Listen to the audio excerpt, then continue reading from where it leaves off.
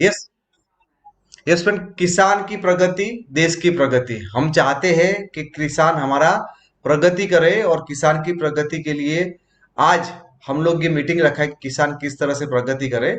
लेकिन दोस्तों, किसान की प्रगति में बहुत सारी समस्या है। उसमें से नंबर वन है समय पर पानी नहीं मिलना, मिट्टी की उर्वरकता कमी हो जाना, पौधे नहीं उगते, फसलों में कीट का संक्रमण। दोस्तों, मिट्टी कठोर हो जाती है, पानी जड़ों तक नहीं पहुंचता है, यानी मिट्टी आपकी एकदम सख्त हो जाती है। मौसम में अचानक बदलाव या धुंध हो जाता है। दोस्तों, फूल गिरते हैं या फल कम लगते हैं, ये समस्या है। उत्पाद की अच्छी कीमत नहीं मिलती या गुणवत्ता खराब होती है। ये सारे प्रॉब्लम किसान को होते हैं, और उसकी वजह से किसान बेचारा कितनी मेहनत करता है, लेकिन उसको कुछ पता नहीं होगा कि लास्ट में कितना उसको मिलेगा।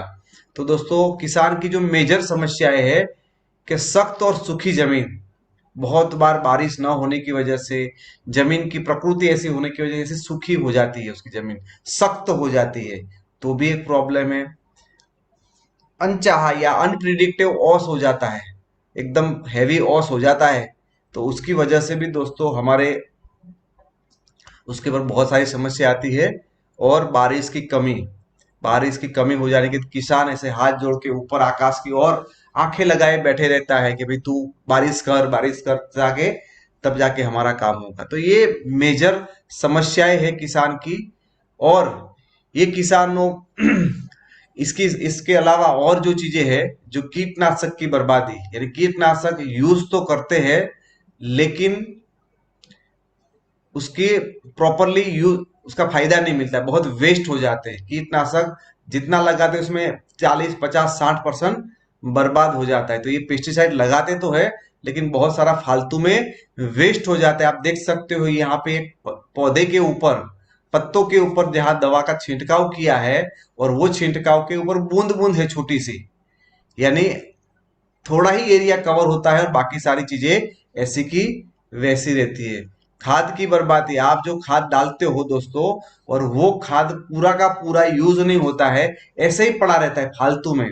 तो आपने पूरा 200 केजी लेके आए यूरिया, और 200 में से 150 केजी तो खाद ऐसे ही पड़ा रहा, वो यूज हुआ ही नहीं, पौधों को मिला ही नहीं है, तो आपका फालतू में फजूल में खर्च हो गया। तो दोस्तों, आपकी वो कीटनाशक दवाइयां है, जंतुनाशक दवाइयां और खाद के पीछे बहुत सारा पैसा वेस्ट होता है कि नहीं होता दोस्तों? आप लगाते तो हो, पूरा का पूरा लेके आते हो, पैसा पूरा का चुकाते हो, लेकिन आपके फसल को उसका पूरा बेनिफिट नहीं मिलता है, क्योंकि उसमें बहुत सारा वेस्ट जाता है। आर यू एग्री दोस्तों? बहुत सारा वेस्ट होता है हमारे कीटनाशक के अंदर और हमारे खाद के अंदर। तो किसान बेचारा परेशान है कि भाई बहुत सारा महंगे महंगे खाद और महंगे महंगे कीटनाशक लेके आए हैं, लेकिन उसमें उतना ज्यादा फायदा हमें नहीं हो रहा है दोस्तों। फ्रेंड्स, आप सब लोग, मैं बहुत थोड़ा सा बेसिक होके जाऊंगा आज की ट्रेनिंग में दोस्तों, बहुत कुछ चीजें आपको क्लियर होगी। पौधों का ग्रोथ बाहर दिखता है कि नहीं दिखता है? छोटा था, वहां से बड़ा हो गया, ये हमें दिखता है बाहर। हमें कैसे पता चलता है कि ये पौधा अच्छा है या ये अच्छा नहीं है? कैसे पता चलता है दोस्तों? हम खेत में देखते हैं कि नहीं यार, उसका साइज बहुत बड़ा है, बहुत हाइट वाला हो गया है, उसकी पत्ती है वो हरी भरी है, वो ज्यादा ब्रांचेस आए हैं, तो दोस्तों में बाहर ग्रोथ दिखता है उसका। और उसी हिसाब से हम अंदाजा लगाते हैं कि कैसा हमारा पाक कैसा होगा, कैसी हमारी खेती बाड़ी होगी। तो दोस्तों, हकीकत में पौधे का ग्रोथ अंदर और बाहर दोनों होता है। कितने लोगों को पता है? पौधे का ग्रोथ अंदर और बाहर दोनों जगह पे होता है। ये तो हम सबको दिखता है, क्योंकि ये हमारे आंखों के सामने ही होता है। लेकिन दोस्तों, बता दो, जिस तरह से पौधा छोटे से बड़ा होता है, उसी तरह दोस्तों उसके जो जड़ें हैं वो भी धीरे धीरे और बड़ी हो जाती है, और ऊंचाई तक फैलती जाती है, और ज्यादा जगह तक वो स्प्रेड होती है। तो दोनों साइड से ग्रोथ होता है। जैसे पौधा बाहर ग्रोथ होता है, उसी तरह दोस्तों पौधा है, उसके रूट है, उसकी जड़ें है, वो नीचे की साइड ग्रो होती है। क्योंकि जितना बड़ा होगा उसको ज्यादा पोषण की जरूरत पड़ेगी। हम इंसान में बोलते हैं ना, जैसे इंसान बड़ा होता है तो धीरे धीरे उसको अक्ल आती है, और कई कई लोगों को तो उसके बाद भी नहीं आती है, बराबर। तो दोस्तों हमें समझना पड़ेगा, बहुत ही इंपॉर्टेंट स्लाइड है। यदि आपने ये चीज समझ लिया तो आप पीएचडी हो गए, उसके ऊपर और कुछ ज्यादा करने की जरूरत नहीं है। दोस्तों हमने यहाँ पे मक्के का एग्जाम्पल लिया, आपको दिखता होगा कि हमने मक्के का छोटा सा बीज डाला हुआ है, और ये बीज एक दो दिन के अंदर उसके अंदर अंदर की साइड जमीन के अंदर एक थोड़ा अंकुरित अंदर की साइड ही हो जाएगा। फिर एक दो दिन जाएगा तो और थोड़ी थोड़ी जड़ उसकी मजबूत करेगा, और 2 4 5 दिन के बाद वो जमीन से एक पत्ती बाहर निकालेगा, या किसी किसी में दो निकलेगी। अनाज होगा तो एक निकलेगी, और धान हो गए तो एक निकलेगी, और आपके ये कठोर हो गए तो उसमें दो पत्ती निकलेगी, जो भी है, लेकिन वो जमीन से बाहर निकलता है या नहीं निकलता है दोस्तों? जमीन से वो बाहर निकलता है। फिर जैसे जैसे फिर वो आगे बढ़ता है। तो दोस्तों ये जो शुरुआत का जो टाइम है, यहाँ पे ये जो टाइम है वो बच्चा माँ के पेट के अंदर है। मैं ऐसा बोलता हूं, यहाँ पे बच्चा है, हमारे इंसान के साथ हम कंपेयर करें तो ये स्टेज के अंदर बच्चा है, वो माँ के पेट के अंदर है, और यहाँ आके उसका बर्थ हो जाता है, जन्म हो जाता है। सेम उसी तरह जब जन्म होता है तभी तो हमें दिखता है, बच्चे का जन्म होते ही दिखता है, गोरा है, काला है, लड़का है, लड़की है, कैसा है, कैसे पता चलता है? जन्म होने के बाद। तो पौधे का भी ऐसा है कि पौधा बाहर निकलने के बाद बोले हाँ अभी पौधा उग गया, तो ये उसका बर्थडे है। सेम जैसे बच्चा माँ के पेट से निकलता है, ये जमीन से बाहर निकलता है। फिर जो बच्चा हमारा जन्म लेता है वो धीरे धीरे क्या होता है, और थोड़ा थोड़ा थोड़ा थोड़ा बड़ा होता है।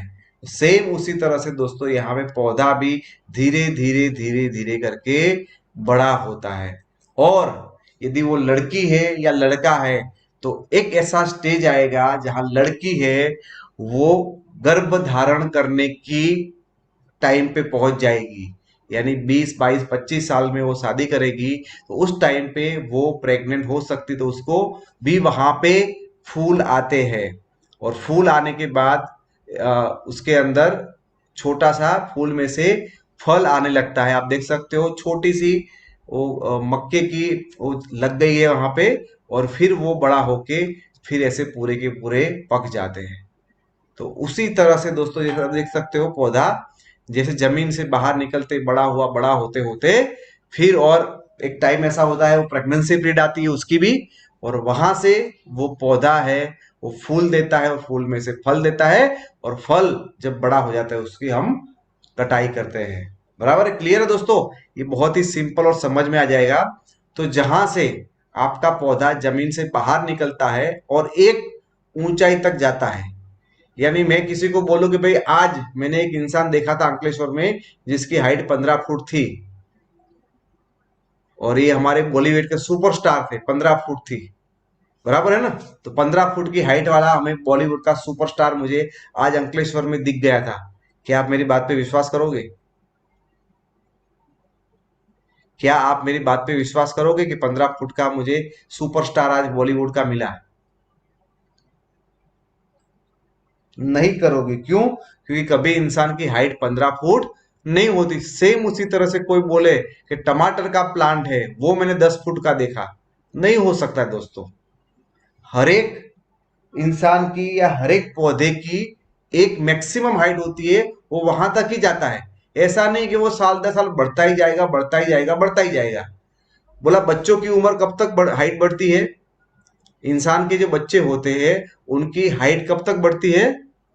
16 साल तक, 18 साल तक। उसके बाद हाइट नहीं बढ़ती। कभी ऐसा देखा कि भाई वो 5 फुट का था, जब 18 साल हो गए, 22 साल थे 5.5 हो गए, फिर 40 साल हो गए तो वो 6 फुट का हो गया, फिर 65 साल में 6.5 फुट का हो गया। ऐसा जिंदगी भर बढ़ता रहती है हाइट? दोस्तों जिंदगी भर हाइट नहीं बढ़ती रहती, एक सर्टन एज तक और एक सर्टन लिमिट तक हाइट बढ़ती है।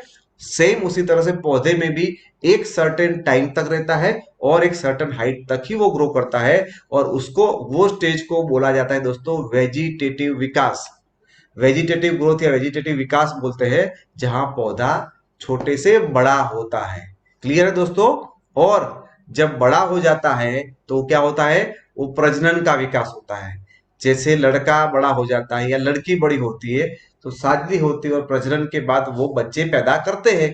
सेम उसी तरह यहाँ मक्का का जो प्लांट है वो भी प्रजनन स्टेज में आ गया और प्रजनन में विकास होगा। यानी क्या होगा, एक लड़के और लड़की की शादी हुई, शादी होने के बाद कुछ टाइम के बाद वो फर्टिलाइजेशन के बाद वो लेडी प्रेग्नेंट हुई, प्रेग्नेंट होने के बाद पहले महीना हुआ, दूसरा महीना, तो वो वहां का ग्रोथ हुआ। It is the growth of pregnancy period. पहले महीने में पेट नहीं दिखेगा, दूसरे महीने में थोड़ा पता भी नहीं चलेगा, तीसरे महीने में हल्का सा पता चलेगा, और आठवें नौवें महीने बहुत आपको डर बहुत बड़ा पेट बढ़ गया है, तो उसको क्या बोलते हैं दोस्तों, प्रेगनेंसी ग्रोथ। सेम उसी तरह से दोस्तों यहाँ पे वो प्रजनन का विकास होता है, फूल लगना, फूल ज्यादा बनना, फूल में से अंदर से वो जो भी फ्रूट निकलना है। तो ये बड़े मेजरली दो बड़े स्टेज है, एक वेजिटेटिव विकास और एक होता है प्रजनन प्रजनन विकास। ये दो मेजर स्टेज है, आप माइक्रो स्टेज कर सकते हो उसके।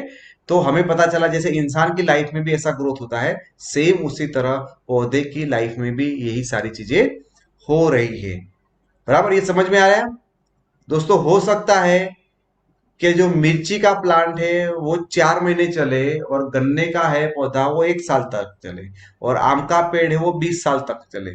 तो हर एक की लाइफ अलग अलग हो सकती है, लेकिन ऐसा कभी नहीं होगा कि वो पहले स्टेज के बगैर लास्ट स्टेज में आ गया। ऐसा होगा क्या कभी? नहीं, वो लड़की वो बच्ची थी ही नहीं, बड़ी पैदा हुई और प्रेग्नेंट हो गई, ऐसा कभी हुआ नहीं होगा। जो आज माँ बनी है लड़की, वो कभी ना कभी जिंदगी में छोटी बच्ची थी, कुंवारी थी। सेम उसी तरह से जो पौधा है वो आज कुछ फ्रूट दे रहा है, कुछ सब्जी दे रहा है, तो एक ना एक जमाने में वो छोटा था। लेकिन हो सकता है कोई, किसी की लाइफ है वो 4 महीने की होगी, किसी की लाइफ है वो 6-7 महीने की होगी, किसी की लाइफ 1 साल की होगी, किसी की लाइफ 5 साल की होगी, किसी की 10 साल की होगी। हर एक की अलग अलग होती है, लेकिन हर एक के अंदर ये स्टेजेस आते हैं। लेकिन एक बार जब वेजिटेटिव स्टेज चला गया, उसके बाद बार बार नहीं आता है। यानी आपने एक बोल दिया, बोला एक पेड़ लगा दिया, तो फिर वो पेड़ एक लिमिट तक ही ग्रोथ होगा, फिर ऐसा नहीं वो आसमान को छू जाएगा, है ना। उसके बाद उसके बार बार प्रजनन स्टेज आते हैं। जैसे एक लेडी है, एक बार बच्चे को जन्म दिया तो उसकी हाइट नहीं बढ़ती है, हाइट तो बढ़ती नहीं है, लेकिन वो दोबारा प्रेग्नेंट हो सकती है। तो हाइट में बार बार ग्रोथ नहीं होता है, प्रजनन में वो बार बार ग्रोथ हो सकता है, प्रजनन में बार बार वो रिप्रोडक्टिव स्टेज में जा सकती है। तो ऐसा दोस्तों, ये सब क्लियर हो रहा है मैं जो बता रहा हूं आपको? जो भी चीजें यहाँ पे मैं अभी बता रहा हूं वो आपको क्लियर हुई यहां से, है ना? कौन से स्टेज बताए मैंने आपको? आप मुझे 2 स्टेज बता सकते हैं, और मैं बीच बीच में मेरे स्क्रीन बंद करूंगा कितने लोग लिख रहे हैं। मुझे संदीप जी दिख रहे थे, वो लिख रहे थे। यहाँ पे परेश गाला जी है, वो पता नहीं थोड़े नोटबुक दिखे जो खा रहे, देखो केला खा रहे, है ना। तो आप वीडियो चालू रखते हैं तो पता चलता है आप क्या करते हो। दोस्तों लिखना बहुत जरूरी है ना। मल्टीटास्किंग न करें, हमें मास्टर बनना है। कोई भी एक ही काम, मधुसूदन जी है वो मुझे दिख रहे लिख रहे, गौरी मोरे है वो कुछ लिख रहे दिख रहा है, नैयर नूरी सर दिख रहे, यस। तो ये लिखना बहुत जरूरी दोस्तों। कम आएंगे तो चलेंगे, लोग ज्यादा, हमें भीड़ इकट्ठी नहीं करनी है। जो भी लोग है वो सही तरह से काम करने चाहिए। ओके, हाँ। अभी इरफान शेख जी हंस रहे हैं, है ना, तो वो लेके नहीं आए लगते नोट, तो परीक्षा में पकड़े जाओगे दोस्तों। ठीक है फ्रेंड, स्क्रीन दिख रहा है वापिस? वंस अगेन मैं आपको पूछ रहा हूं, मेरी स्क्रीन आपको प्रॉपर दिख रही है, यस और नो? ठीक है, तो ये हमारे पूरे स्टेज के बारे में समझे हम लोग। सेम दोस्तों हम देख सकते हैं यहाँ पे ये जो है ना वेजिटेटिव का V1 V3 V7 V10 ऐसे अलग अलग माइक्रो पार्ट गिराते हैं जो टेक्निकली साउंड लोग रहते हैं। सेम उसी तरह से दोस्तों जो प्रेगनेंसी पीरियड रहता है, प्रोडक्टिव स्टेज रहता है, उसके अंदर भी आपका जो मक्के का बीज आएगा वो पहले बहुत छोटा आएगा, कलर थोड़ा हल्का होगा, फिर थोड़ा बड़ा होगा, फिर थोड़ा बड़ा होगा, फिर थोड़ा चौड़ा बड़ा, उसकी साइज भी बढ़ेगी, चारों ओर से ग्रोथ होगा, फिर एकदम कलर और डार्क होगा, और फिर वो कटाई के टाइम पे पहुंचेगा। तो उसके भी अलग अलग स्टेज है, उसके बहुत डिटेल में हम लोग नहीं जाएंगे। बराबर, इतना काफी है। हम लोग छोटे बच्चे की तरह ही आज पढ़ाई करेंगे। दोस्तों अभी भी कुछ लोग को आना है तो आप बुला लीजिए टीम में। तो दोस्तों ये सारी चीजों को ग्रोथ करने के लिए, एक इंसान के बच्चे को भी छोटे से बड़ा करने के लिए हम उसको सब्जी खिलाते, फल खिलाते, ड्राई फ्रूट खिलाते हैं, दूध पिलाते हैं, तो सेम उसी तरह से दोस्तों हमारे पास भी कुछ चीजें हैं जो हम हमारे छोटे पौधे को, बड़े पौधे को, प्रेग्नेंट पौधे को कुछ ना कुछ दे पाए। बराबर। तो दोस्तों हमारे पास एक प्रोडक्ट है, उसका नाम है एग्री 82। उसको बोलते हैं ऑलराउंड, ऑलराउंडर, हर जगह पे चलेगा। ऑलराउंडर का क्या नाम होता है? वो बॉलिंग भी करेगा, बैटिंग भी करेगा, अच्छी फील्डिंग भी करेगा, और लगे तो एम्पायरिंग और कमेंट्री भी कर लेगा, है ना। उसको बोलते हैं दोस्तों ऑलराउंडर। यानी एग्री 82 ऐसी चीज है जो आपको हर जगह पे, हर स्टेज में चाहिए ही चाहिए, है ना। जैसे आप कुछ भी काम करो, लेकिन उस टाइम पे आप एक काम तो करते हो, सांसें लेते हो या छोड़ते हो, ये काम हमेशा करते हो, करते कि नहीं करते? सेम उसी तरह ऑलराउंडर है, वो हर जगह पे दोस्तों लगा रहता है। तो एग्री 82 दोस्तों ये क्या काम करता है? हमारे कीटनाशक और खाद में 30 से 50% की बचत करता है, और उसके साथ साथ 20 से 35% उत्पादन में बढ़ोतरी करता है। यानी आपका जहां खर्चा होता है उसको वो कम करता है, और जो आपकी उपज होती है उसको वो बढ़ाता है। तो ये तो आपको दोनों हाथ में लड्डू है, खर्चे को कम किया और उत्पाद भी बढ़ा देते। आपको लगा भी क्या काम करता है ऐसा कि जिससे वो खर्चा कम करता है और उत्पाद को वो बढ़ाता है? तो दोस्तों एग्री 82 के मुख्य 3 काम है, आपको ये 3 काम खास करके अपनी डायरी में लिखने हैं कि मुख्य 3 काम है। यदि वो समझ लिया, है ना, हमने बच्चा तो हमने हमें जमीन ले लिया या बच्चे को पैदा किया, तो हमें पता है बच्चे के मुख्य 3 काम क्या है। पढ़ाई लिखाई करेगा, कमाएगा और माँ बाप की सेवा करेगा, उसको रखेगा, ये उसके मुख्य 3 काम है। तो सेम एग्री 82 के मुख्य 3 काम है, वो है स्प्रेडर है। क्या है वो? स्प्रेडर है। स्प्रे करते हैं ना, स्प्रे करने का यानी पूरा फैलाने का काम करता है। तो दोस्तों जो पानी के ऊपर जो बूंदे होती है, वो बूंद बहुत अच्छी तरह से फैल नहीं पाती है, तो धुंध जैसा बना देता है उसको। बराबर। तो हम आगे और थोड़े, एक तो स्प्रेडर का काम करेगा। जहां जहां कोई भी चीज आपने कीटनाशक डाला है, तो कीटनाशक क्या है, हम स्प्रे करते हैं, तो स्प्रे अच्छा होना चाहिए या बड़ी बड़ी बूंदों की तरफ से होना चाहिए? स्प्रे कैसा होना चाहिए दोस्तों? आपको नीचे दिख रहा है, आप देख सकते हो नीचे, आप स्प्रे मारते हो तो एक पत्ते के ऊपर बड़ी बड़ी बूंदे हुई है और दूसरे के अंदर पूरा लेयर बन गया है। कौन सा वाला अच्छा है, बूंद वाला या पूरा लेयर बनाने वाला? लेयर वाला। लेयर वाला का क्या मतलब? उसने पूरा स्प्रेड कर दिया है, फैला दिया है, अच्छी तरह से फैला दिया है। जैसे दोस्तों आप एक क्या करते हैं, पेट्रोल होता है डालते तो पूरा का पूरा कैसे फैल जाता है जमीन के ऊपर, सेम उसी तरह से ये हमारा एग्री 82 है, वो पानी को पतला बनाता है। और ये जो पृष्ठताण होता है, सरफेक्ट टेंशन बोलते हैं, उसको तोड़ के पानी को एकदम पतला कर फटाफट फैल जाए। गाढ़ा पानी होगा तो नहीं फैलेगा, एकदम पतला पानी होगा तो फैल जाएगा। तो पानी को वो पतला बनाता है, इसलिए अच्छी तरह से वो फैल जाता है। दूसरा काम है वो वेटर का काम करना है। वेट यानी गीला, इंग्लिश में वेट को गीला बोला जाता है। तो वो जमीन को क्या करता है, गीला करने का काम करता है।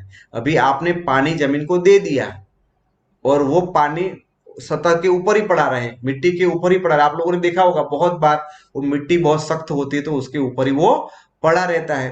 तो ये ऊपर के ऊपर पड़ा रहेगा तो उसकी कोई काम नहीं है। तो जमीन को गीला करेगा तो ही तो आपका उत्पाद अच्छा होगा। और तीसरा काम है उसका एक्टिवेटर। एक्टिवेटर का काम होता क्या है? जैसे आप जॉब जॉब कर रहे हो तो आपका बॉस आ गया तो क्या होगा? जैसे ही बॉस आ गया तो आप एकदम अटेंशन मोड में आ जाओगे, सब कुछ काम करने लग जाओगे। यदि आप स्टूडेंट है और आपके टीचर या आपके प्रिंसिपल हो गए तो क्या होगा? आप सही ठीक से लिखना विखना चालू कर दोगे। सेम उसी तरह से दोस्तों ये एक्टिवेटर है, वो आपको एक्टिव कर देता है, आपको काम फटाफट करवाने लगता है। आप कहीं आलस कर रहे हो, ढिलम ढालम काम कर रहे हो, गेम खेलने बैठ जाते हो, तो जैसे ही वो आ गया प्रिंसिपल तो आप सीधे काम पे लग जाओगे। तो सेम उसी तरह से आपका पानी, आपका खाद, आपका कीटनाशक, जो जो चीजें आप अपनी फसल पे डालते हो, वो सारी चीजों को, हर चीज को वो एक्टिवेट कर देता है। यानी वो उसको काम पे लगा देता है, उसकी स्पीड बढ़ा देता है। अच्छी बात है दोस्तों। स्प्रेडर का काम करता है, वेटर का काम करता है और एक्टिवेटर का काम करता है। तो दोस्तों इसकी वजह से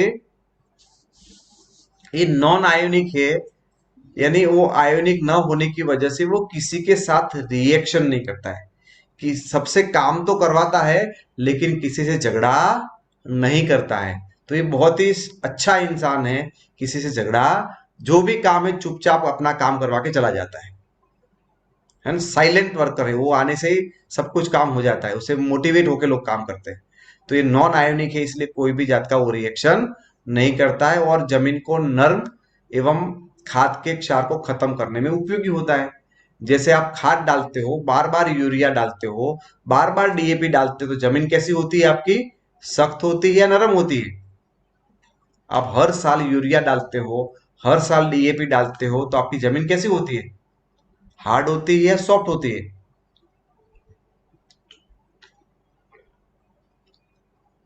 हार्ड हो जाती है। क्यों हार्ड हो जाती है? क्योंकि आपकी जमीन है वो ऑर्गेनिक है, और आपने ऊपर जो डाला है वो केमिकल है, वो कभी उसमें 100% एब्जॉर्ब नहीं होगा, फालतू में पड़ा रहेगा। और फालतू में पड़ा रहेगा तो जमीन को क्या करेगा? वो सख्त करेगा। ठीक है। तो ये एग्री 82 वो जमीन को भी नरम करेगा, और साथ साथ नॉन आयोनिक होने की वजह से वो किसी के साथ झगड़ा बगड़ा करता नहीं है, हमारे जैसा ही सीधा साधा है। बराबर। अभी आते हैं दोस्तों उसके जमीन को मुलायम एवं खाद के क्षार को खत्म करने में उपयोगी है ना। जमीन को मुलायम करता है और क्षार को खत्म करके जमीन के अंदर उपयोगी होने में सहायता करता है। कीटनाशक एवं खाद के साथ, यानी जितने भी कीटनाशक आप मार्केट से लेके आते हो या जितने भी आप खाद लेके आते हो मार्केट से, उसके साथ मिक्स करके लेने से उसकी 50% बचत हो जाती है। यदि आपने कोई पेस्टिसाइड के साथ मिला दिया तो पेस्टिसाइड 50% कम लगेगा। यदि आपने यूरिया के साथ मिक्स कर दिया तो आपका यूरिया 50% कम लगेगा। क्यों? क्योंकि वो एक्टिवेटर का काम करता है, उसकी काम करने की क्षमता है, उसको वो बढ़ा देता है। तो आप मेरे को बताओ, यदि आपको बोला जाए भी 1 मिनट के अंदर उठक बैठक करो, तो आपको छोड़ दिया जाए तो आप क्या 1 मिनट में 8 या 10 करोगे?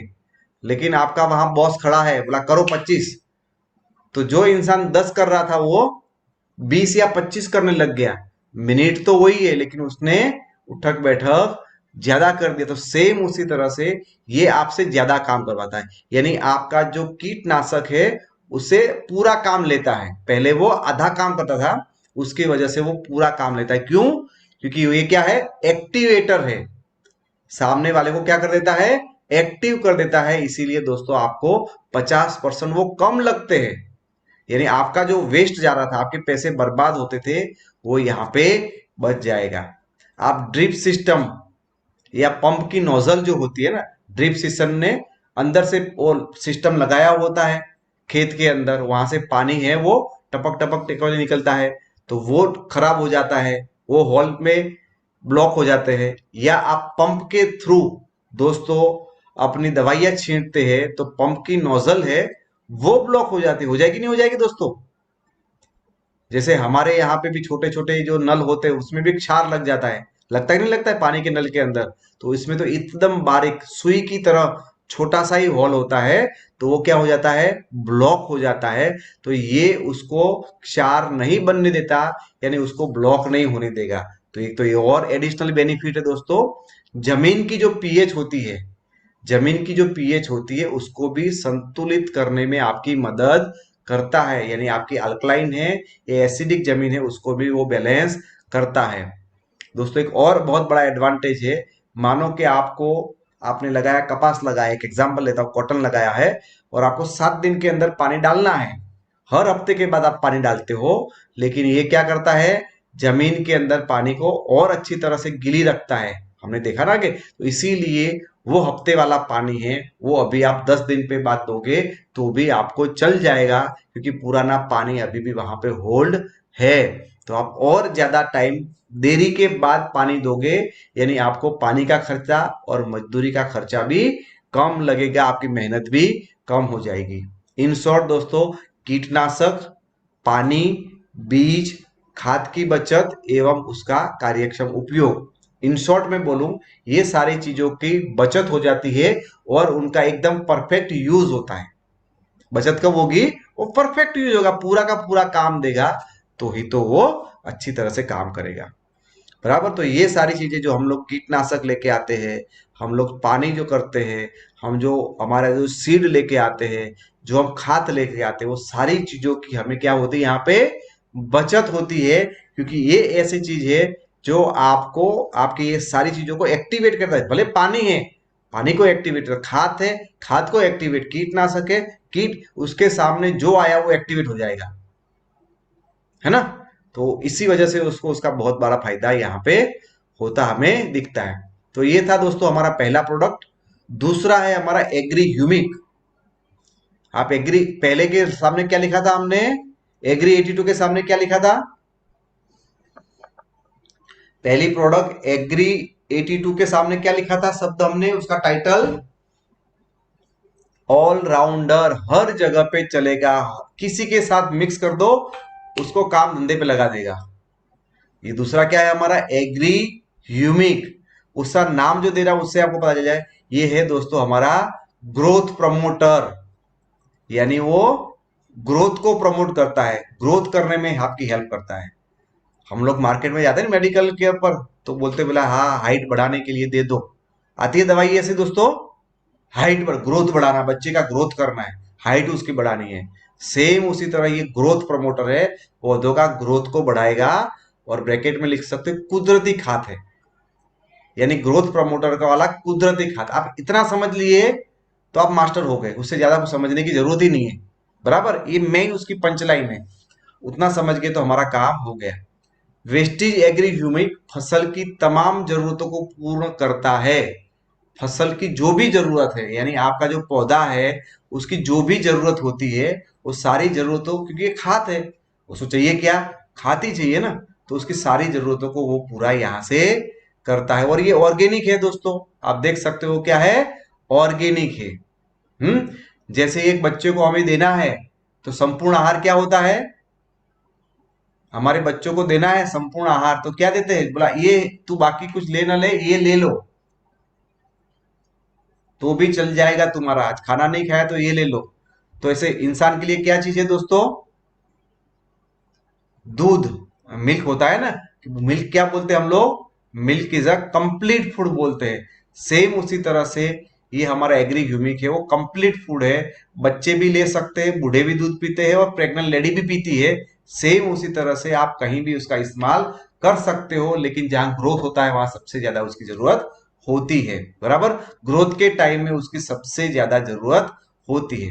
फ्रेंड अभी तो हम लोग ये नहीं कर रहे, लेकिन आप लोगों ने कहीं ना कहीं देखा होगा, पहले के जमाने में किसान लोग क्या करते, जितना भी बायो वेस्ट निकलता था, पौधे निकलते थे, लकड़ियां निकलती थी, उसको जमीन में ऐसे खड्डा डाल के वो डाल देते थे। बराबर, तो इस तरह से बहुत बड़ा प्लांट बना देते थे। तो वो जो सड़ जाता है ना, क्योंकि हमारी जमीन क्या है, कुदरती है, और ये पौधे क्या है, पत्ते आए, उसकी डालियां आई, वो क्या है, वो भी नेचुरल है। तो एक नेचुरल चीज दूसरे नेचुरल चीज के साथ में मिक्स हो जाती है, वो उसके अंदर घुल जाती है।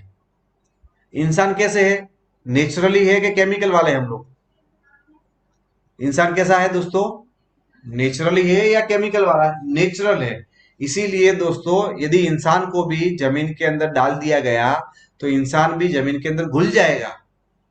लेकिन दोस्तों मेरे पास ये प्लास्टिक की बोतल है, मेरे पास ये प्लास्टिक की बोतल है, और ये मैं जमीन के अंदर डाल दूंगा तो घुल जाएगी, नहीं घुलेगी। मेरे पास एक लोहे का सलिया है, वो घुल जाएगा, नहीं घुलेगा, बहुत टाइम लगेगा उसमें। जो केमिकल वाली चीजें है तो नहीं घूमती, तो ये क्या हो जाता है, हमारा एक खाद बन जाता है। तो वही प्रोसीजर से दोस्तों हमने बनाया है, नेचुरल खाद आपको रेडीमेड बना के दिया है, उसको बोलते हैं दोस्तों। ये सारी प्रोसेस के बाद दोस्तों ह्यूमिक एसिड बनता है, फल्विक एसिड बनता है, वो हमने यहाँ पे आपको रेडीमेड, आपके पास समय नहीं है, वेस्टीज जानती है कि आप अभी थोड़े आलसी हो गए हो, आपको ये सारी चीजें करना पसंद नहीं है, तो क्यों ना आपके बेचारे किसान को क्यों पर, आपके लोगों को खाना तो मिलना चाहिए। तो आपके लिए रेडीमेड खाद यहाँ पे लिक्विड फॉर्म में बना के दिया है। और उसके अंदर दोस्तों 6%, सिर्फ 6% ह्यूमिक पदार्थ है। कितने परसेंट है? सिर्फ 6% है। मार्केट में आप जाओगे तो दोस्तों आपको 60%, 70%, 95% तक के ह्यूमिक एसिड मिलेंगे, लेकिन वो कौन से होंगे? केमिकल वाले होंगे। और हमने क्या बनाया है? ये नेचुरल बनाया है। और कोई भी समझदार डॉक्टर को पूछ लो, कोई भी पढ़े लिखे इंसान को पूछ लो कि यदि कोई नेचुरल चीज आती है तो वो लंबे टाइम तक वो ज्यादा बेनिफिट देती है आपको, थोड़े में ज्यादा बेनिफिट देगी। और केमिकल वाली चीज है वो आप ज्यादा लोगे तो भी आपके शरीर में कम जाएगी। तो ये नेचुरल है, इसलिए कम में आपको ज्यादा बेनिफिट दे रहा है। वेस्टिज एग्री ह्यूमिक से होने वाले लाभ, क्या क्या लाभ होते हैं? ये आपके अंकुरण की दर में सुधार करता है। यानी जो पौधा है, वो बीज है, वो अंकुरित होता है। तो वो अंकुरित दर, हम लोग क्या करते हैं, हमने मानो के 100 बीज डाल दिए तो 100 के 100 उगेंगे दोस्तों? क्या 100 के 100 बीज है वो उग जाएंगे? नहीं उगेंगे। बराबर। तो अंकुरित का जो दर है, अभी हमने पहले डालते थे 100 डालते थे तो 60 बाहर निकलते थे, 40 ऐसे ही मर जाते थे। ये डालने के बाद आपने 100 बीज डाले हैं तो 100 में से 90 95 वो बीज है वो फूट के बाहर निकलेंगे। अच्छी बात है। दूसरी बात है, पोषक तत्वों को बढ़ाता है, क्योंकि वो क्या है? खाद है। तो उसमें पोषण है तो कहाँ आएगा? माँ के अंदर पोषण है तो बच्चों में पोषण आएगा। सेम उसी तरह दोस्तों ये आपके पौधे के पोषण को बढ़ाता है। फसल उत्पाद में तेजी से उत्पादन बढ़ाता है। तो फसल की उत्पादन में तेजी से बढ़ाता है, उसको उत्पादन बहुत ज्यादा फटाफट करता है। चौथा फायदा है दोस्तों अंतिम उत्पाद, यानी आपने आम लगाया है तो आम का जो फल है वो उसका अंतिम उत्पाद है। आपने मिर्ची लगाई है तो फाइनली क्या निकलेगा? मिर्ची लेगा। तो फाइनल जो उत्पाद है उसके अंदर पोषक तत्वों को बढ़ाता है। पांचवा फायदा है मिट्टी की उर्वरता बढ़ाता है, यानी मिट्टी को भी उर्वर, मिट्टी की जो खनिज है वो बढ़ाता है तो मिट्टी भी और फर्टाइल हो जाती है। और छठा फायदा है मिट्टी के कणों के एकत्रीकरण को स्थिरीकरण करता है, यानी मिट्टी के कणों को अच्छी तरह से एक दूसरे के साथ मिल के पकड़ के रखता है दोस्तों। तो ये सारे फायदे हैं एग्री ह्यूमिक के। बराबर दोस्तों। और ये आप किसी भी एग्री ह्यूमिक आप किसी भी केमिकल वाले रासायनिक खातर के साथ भी मिलाना है तो मिला के दे सकते हो, या उसको कीटनाशक के साथ भी किया जा सकता है। उसमें कोई प्रतिबंध नहीं है कि आप नहीं कर सकते हो। फिर उसके बाद जो दोस्तों दूसरा प्रोडक्ट है हमारा, उससे आगे हमने कौन सा देखा? इससे आगे हमने कौन सा देखा? एग्री ह्यूमिक देखा। ह्यूमिक को क्या बोला था हमने? एग्री ह्यूमिक को क्या बोला था? Growth promoter. बराबर। ग्रोथ प्रमोटर और ब्रैकेट में लिखा था नेचुरल फर्टिलाइजर, कुदरती खाद। बराबर। एग्री गोल्ड, एग्री गोल्ड है हमारा इम्यूनिटी बूस्टर। क्या है हमारा? एग्री गोल्ड यानी इम्यूनिटी बूस्टर। और इम्यूनिटी किसको ज्यादा चाहिए? बच्चों को ज्यादा चाहिए और बुजुर्ग को ज्यादा चाहिए। बच्चों को ज्यादा चाहिए और बुजुर्ग को चाहिए, यानी ये प्रोडक्ट हमें जब पौधा हमारा बचपन में होता है और बुजुर्ग हो जाता है तब चाहिए। क्लियर है? इम्यूनिटी कब चाहिए? बच्चों में ज्यादा चाहिए और बुजुर्ग में ज्यादा चाहिए। तो सेम उसी तरह से दोस्तों ये हमारा इम्यूनिटी बूस्टर है गोल्ड, वो बचपन में चाहिए या बड़ा होता है तब चाहिए। ठीक है।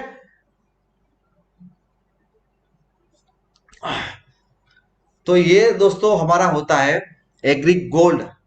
बराबर। तो एग्री गोल्ड में आप देख सकते हो टमाटर की जो पहला वाला है वो अच्छा है, टमाटर लेफ्ट वाला या राइट वाला, कौन सा अच्छा लगता है आपको? लेफ्ट इज गुड या राइट इज गुड?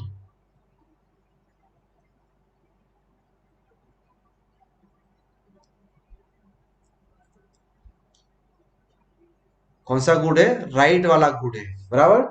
तो दोस्तों आपके जो भी फाइनल प्रोडक्ट होगा वो फाइनल प्रोडक्ट को एकदम सोने के दाम पे बेचेगा। गोल्ड का मतलब होता है सोने के दाम पे बिकवाएगा आपको। और अच्छा होगा तभी तो सोने के दाम पे बिकेगा। ये दोनों टमाटर के भाव एक जैसे मिलेंगे मार्केट में दोस्तों? दोनों टमाटर आपके सामने हैं, दोनों का भाव सेम होगा, तो किसका ज्यादा होगा? ज्यादा किसका होगा? राइट वाले का ज्यादा होगा। क्यों? क्योंकि उसकी क्वालिटी अच्छी है। तो गोल्ड क्या करता है? आपकी फसल को एकदम गोल्ड जैसा बना दे, उसकी कीमत ज्यादा मिले आपको। समझ में आ रहे हैं? उसका मेन काम है आपकी चीजों को वो बेस्ट क्वालिटी का बना दे, यानी सोने पे दाम पे आपको, आप पूरे गांव के अंदर, पूरे जिले के अंदर सबसे हाईएस्ट भाव आपको मिलेगा। क्यों? क्योंकि आपने उसमें गोल्ड डाला है, तो आपकी प्रोडक्ट भी गोल्डन बन गई है। बराबर। तो ये क्या करता है दोस्तों? पौधे की पाचन क्रिया को बढ़ाता है। पौधा भी पाचन करता है ना, तो उसकी मेटाबॉलिक को बढ़ाता है, इसीलिए उसको पोषक तत्व मिल जाता है। हमारे इंसान के अंदर भी बोलते हैं इम्यूनिटी बढ़ानी है तो पोषक तत्व चाहिए, तो यानी वो पाचन अच्छा करेगा तो पोषण अच्छा मिलेगा उसको, यानी पौधे को पोषण अच्छा मिलता है। बीज की अंकुरण प्रक्रिया को बढ़ाता है, तो बीज की अंकुरण प्रक्रिया को भी बढ़ा सकता है। यह जड़ों और शाखाओं को विकास बढ़ाता है, यानी हमने बोला इम्यूनिटी बच्चों को देंगे तो बच्चे को बड़ा बनना है तो हड्डियां बनेगी। सेम उसी तरह से यहाँ पे दोस्तों जो पौधा है उसकी शाखाओं को बढ़ाने के लिए, शाखाओं को मजबूत करने के लिए ये काम आता है। यह पौधे की विभिन्न अवस्थाओं में वृद्धि को बढ़ा देता है। हर अवस्था में वृद्धि, यानी जो ग्रोथ करना है उसके अंदर ही आपको बहुत अच्छी तरह से काम में आएगा।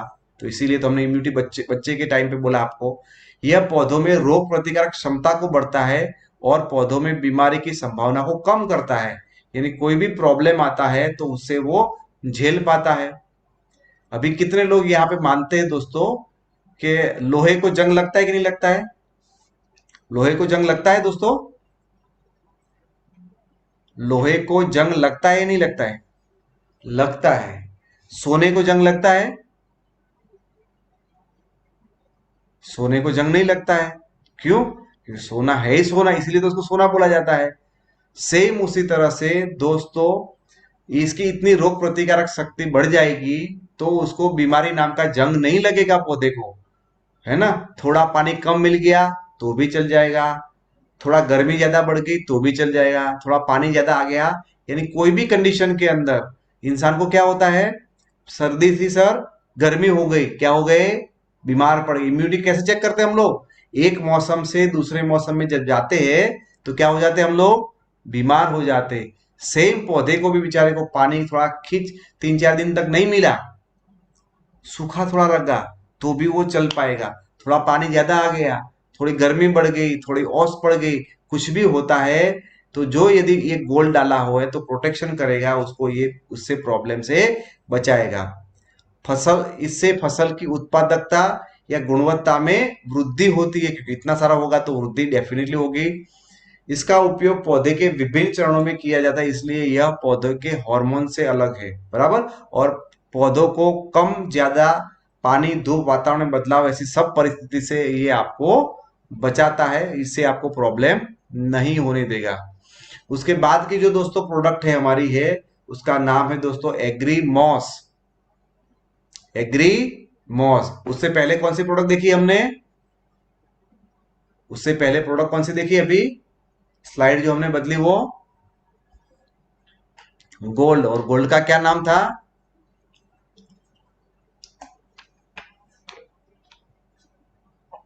Gold is immunity boost.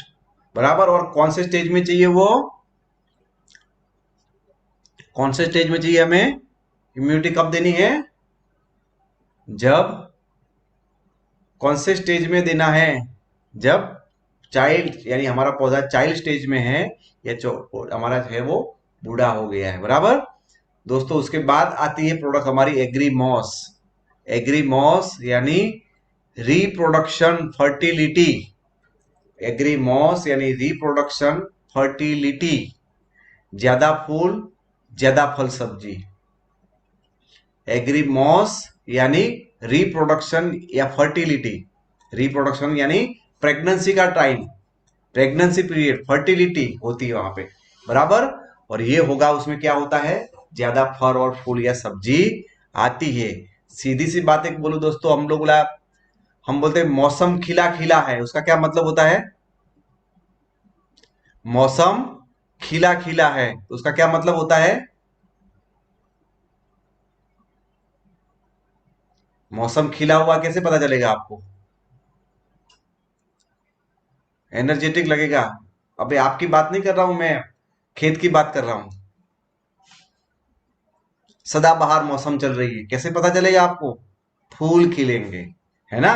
तो हमारा मौस का नाम है मौसम बढ़िया है। मौसम बढ़िया एकदम बढ़िया है, तो यानी फूल खिलते हैं तब मौसम अच्छा बोलते हैं। तो दोस्तों मौस, एग्री मौस को याद रखने के लिए मौसम याद रख लीजिए। बोला बेहतरीन मौसम हो गया है तो फूल खिले हैं, तो ये फूल के लिए दोस्तों हमें एग्री मॉस को याद करना है।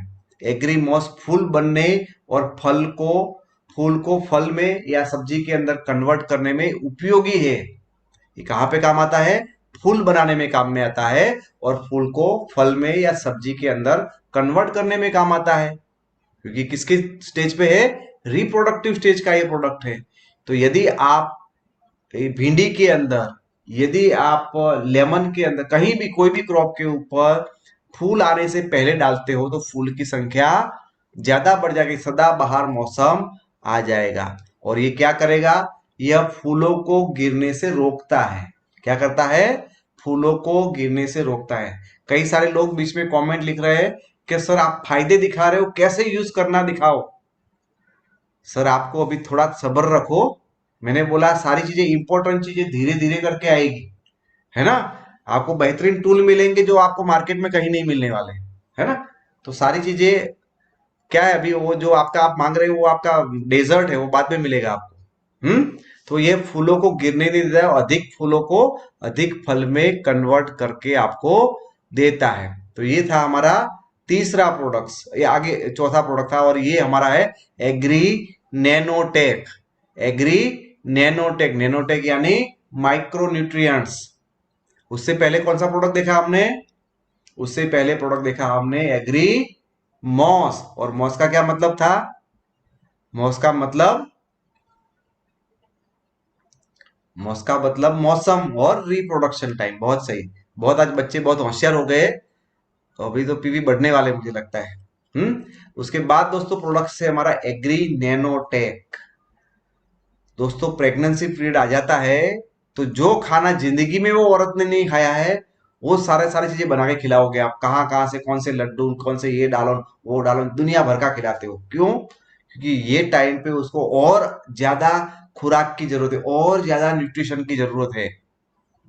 तो दोस्तों माइक्रो न्यूट्रिएंट जो अभी भूल गए थे हम लोग, छोटी छोटी बातों को भूल गए थे, वो ये टाइम पे याद करने की जरूरत है। क्यों? माँ को भी तंदुरुस्त रखना है और बेटे को भी तंदुरुस्त रखना है। सेम उसी तरह से ये एग्रीनेटेक है, उसमें माइक्रो न्यूट्रिएंट्स होते हैं। इसीलिए दोस्तों ये क्या करता है? मिट्टी की उर्वरता बढ़ाता है, और पौधों की वृद्धि और प्रकाश संश्लेषण की क्रिया में मदद करता है। फोटोसिंथेसिस में ये मदद करता है, और आवश्यकता अनुसार सूक्ष्म तत्व प्रदान करता है। यानी जितनी जरूरत होगी उतना ही वो पौधे को मिल जाएगा। रेडीमेड थाली पड़ी है, आपको जब जब चाहिए खाना रेडीमेड बना के। इसीलिए प्रेग्नेंट लेडी के पास वो उसके मम्मी ने वो लड्डू बनाते हैं, ये बना रेडीमेड ही रहता है। जब खाना भूख लगे खा ले बेटा, खा ले बेटा। सेम उसी तरह पौधे के पास हम लोग रेडीमेड खाना, उसको जितना चाहिए उतना वो खा सकता है। ज्यादातर दोस्तों लिखे मत उसको, लिखने में आप ज्यादा ध्यान मत दे। आपको मेन मेन बोल्ड पॉइंट ही लिखे, बराबर। फल और फूल को गिरने से रोकता है, और पत्तियों को बड़ा बनाता है, और जड़ में वृद्धि करता है। यानी आपकी जो रूट है उसको भी मजबूत करता है, प्रकाश संश्लेषण की क्रिया को बढ़ाता है, और वेजिटेटिव स्टेज में कमजोर पौधे को उपयोग, यानी कमजोर पौधा है तो आप वेजिटेटिव सोर्स में भी इसको डाल सकते हो। अगर पौधा फूल अवस्था में कमजोर हो तो मॉस का उपयोग करें, बराबर। बाजार में उपलब्ध नैनोटेक ईडीटीए नामक रसायन से बनते हैं, और उसका जो काम है वो 2-3 दिन के अंदर खत्म हो जाता है। मार्केट में मिलने वाले ऐसे माइक्रोन्यूट्रिएंट्स केमिकल ईडीटीए डाला जाता है उसके अंदर, और उसकी वजह से वो 2-3 दिन के बाद अपना असर छोड़ देते हैं। और हमारा ये प्रोडक्ट आप देख सकते हो ऑर्गेनिक है, तो दोस्तों आप उसको लंबे टाइम तक उसका लाभ ले सकते हो। उसके बाद दोस्तों प्रोडक्ट है हमारा एग्री प्रोटेक्ट। एग्री प्रोटेक्ट है, और ये है दोस्तों हमारा बायो फंगिसाइड, यानी ये है हमारा, ये हमारा है फंगस को मारने वाला। आप देख सकते हो ऊपर की साइड में अनार रखा है मैंने, और वो अनार के अंदर दाग धब्बे दिख रहे हैं। राइट साइड पे मैंने टमाटर रखा है काट के आपके लिए, टमाटर है। एक और पत्ता दिखाया है, तो पत्ते के ऊपर कुछ ना कुछ लाइनें दिखती है। लेफ्ट साइड में सबसे ज्यादा गन्ना है लाल कलर का। तो ये सारी चीजें क्या है दोस्तों, फंगस लग जाती है। क्या दोस्तों ऐसे टमाटर को आप खाओगे? नहीं खाओगे, क्योंकि फंगस लगी हुई है।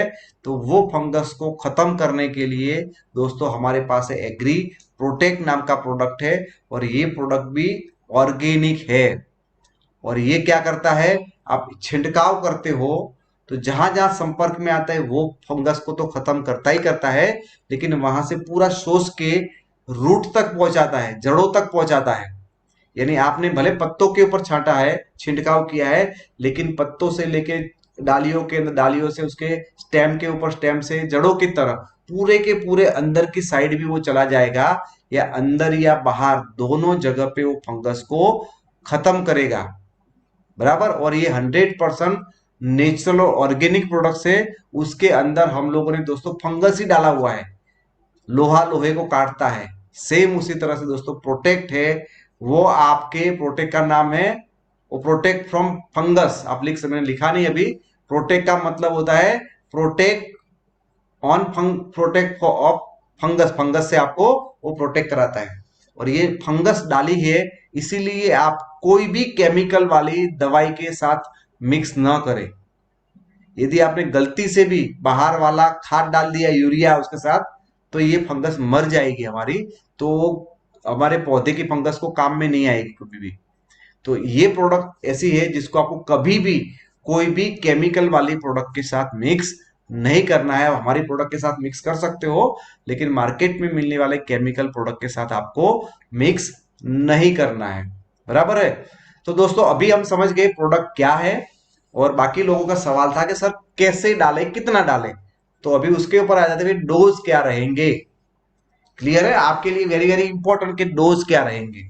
नैयर नूरी सर पूछ रहे थे सर कितना डाले, तो कितना डालना है उसका यहाँ पे डोज आ गया है दोस्तों। एग्री 82 ऑलराउंडर है, और उसको अंदर दोस्तों जमीन के अंदर सिंचाई में भी हम यूज कर सकते हैं। क्यों करते हैं? क्योंकि जमीन की नमी बढ़ाए रखता है ना, जमीन की नमी बनाए रखता है, तो इसीलिए हम सिंचाई में भी उसका यूज कर सकते हैं।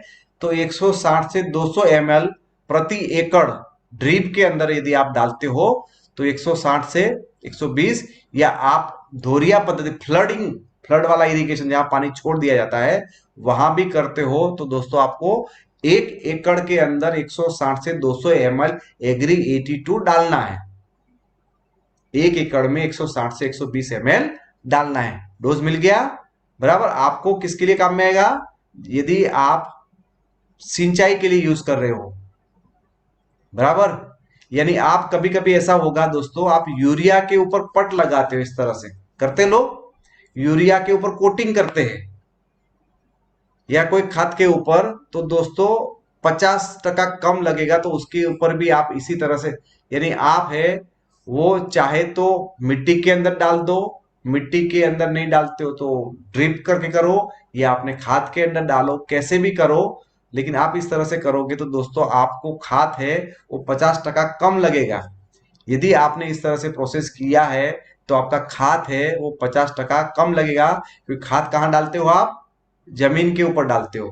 खाद कभी ऐसे पौधे के ऊपर छींटते नहीं हो, वो जमीन के अंदर ऊपर ही डालते हो। और यदि आप पानी में ये रखा हुआ है, आपने एग्री 82 डाला है पानी में अंदर, तो दोस्तों आपका खाद है वो कम लगेगा। क्लियर है दोस्तों? या आप खाद के ऊपर भी कोटिंग कर सकते हो, जैसे भी लगे। इन शॉर्ट आपके खाद को 50% वो कम कर देगा। तो डोज क्या रहेगा? 160 से 200 ml प्रति एकड़। मोलो मच्छी, एक छोटी सी मच्छी आती है, तो इसमें भी कोई कीटनाशक की जरूरत नहीं होती दोस्तों। यदि मोलो मच्छी है तो नॉर्मली हमारे जो वेजिटेबल और उसमें ज्यादा आती है, तो 20 ml नीम का तेल, 20 ml नीम का तेल और 10 ml एग्री 82 एक पंप के अंदर डाल के स्प्रे कर दोगे तो काम हो जाएगा। कोई पेस्टिसाइड लाने की जरूरत नहीं है। दोस्तों आप कोई भी कीटनाशक लेके आते हो मार्केट में, कोई भी कीटनाशक लेके आते हो तो 5 ml एक पंप के अंदर डालना है। कितना डालना है? एक पंप के अंदर एग्री 82 5 ml डालना है, और वो जो दवाइयां है वो भी आधी डालनी है। यानी आपके दुकान वाले ने बोला है कि एक पंप के अंदर 100 ml डालो ये मोनोक्रोटोफॉस, तो आपको 5 ml एग्री 82 डालना है, और 100 की जगह में 50 डाल दोगे चल जाए। कीटनाशक आपके आधे कर देने के। क्यों आधा करना है? क्योंकि ये क्या है, एक्टिवेटर है, उसको और अच्छी तरह से काम कराएगा, तो ज्यादा लेने की जरूरत नहीं है। समझ में आ रहा है दोस्तों? एग्री 82 पंप के अंदर 5 ml डालना है और कीटनाशक आधा कर दो।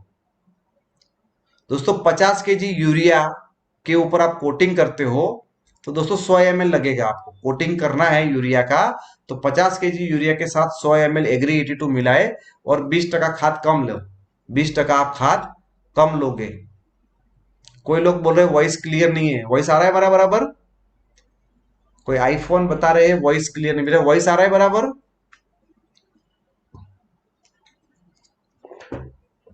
ओके। तो खरपतवार नाशक, यानी जो आजू बाजू में घास उगता है तो उसको खरपतवार नाशक, उसको हर्बिसाइड बोला जाता है। उसके वो यदि आपको यूज करना है तो दोस्तों 20 ml पर पंप, 1 ml में, एक पंप के अंदर 20 ml डालना है। एक पंप के अंदर 20 ml डालना है। और ग्रोथ स्प्रे, यदि आपको पौधों का ग्रोथ करना है तो नाइट्रोजन सबसे ज्यादा होता है गौमूत्र के अंदर। दोस्तों गौमूत्र में 80% नाइट्रोजन होता है। तो कोई भी पौधा है उसका आपको ग्रोथ करना है और आपको यूरिया नहीं डालना है तो गौमूत्र लेके आओ। 500 ml गौमूत्र डालो और 10 ml एग्री 82 और पानी को मिला के घोल डाल दो। दोस्तों आपके पौधे का जबरदस्त ग्रोथ होगा। आपको और बाहर से यूरिया फ्यूरिया की कोई जरूरत नहीं है। लेकिन उसमें कितना डालोगे? 10 ml एग्री 82 डालेंगे। और आप इसका स्क्रीनशॉट ले लो, आपको परफेक्टली सारी चीजें याद आ जाएगी। बराबर?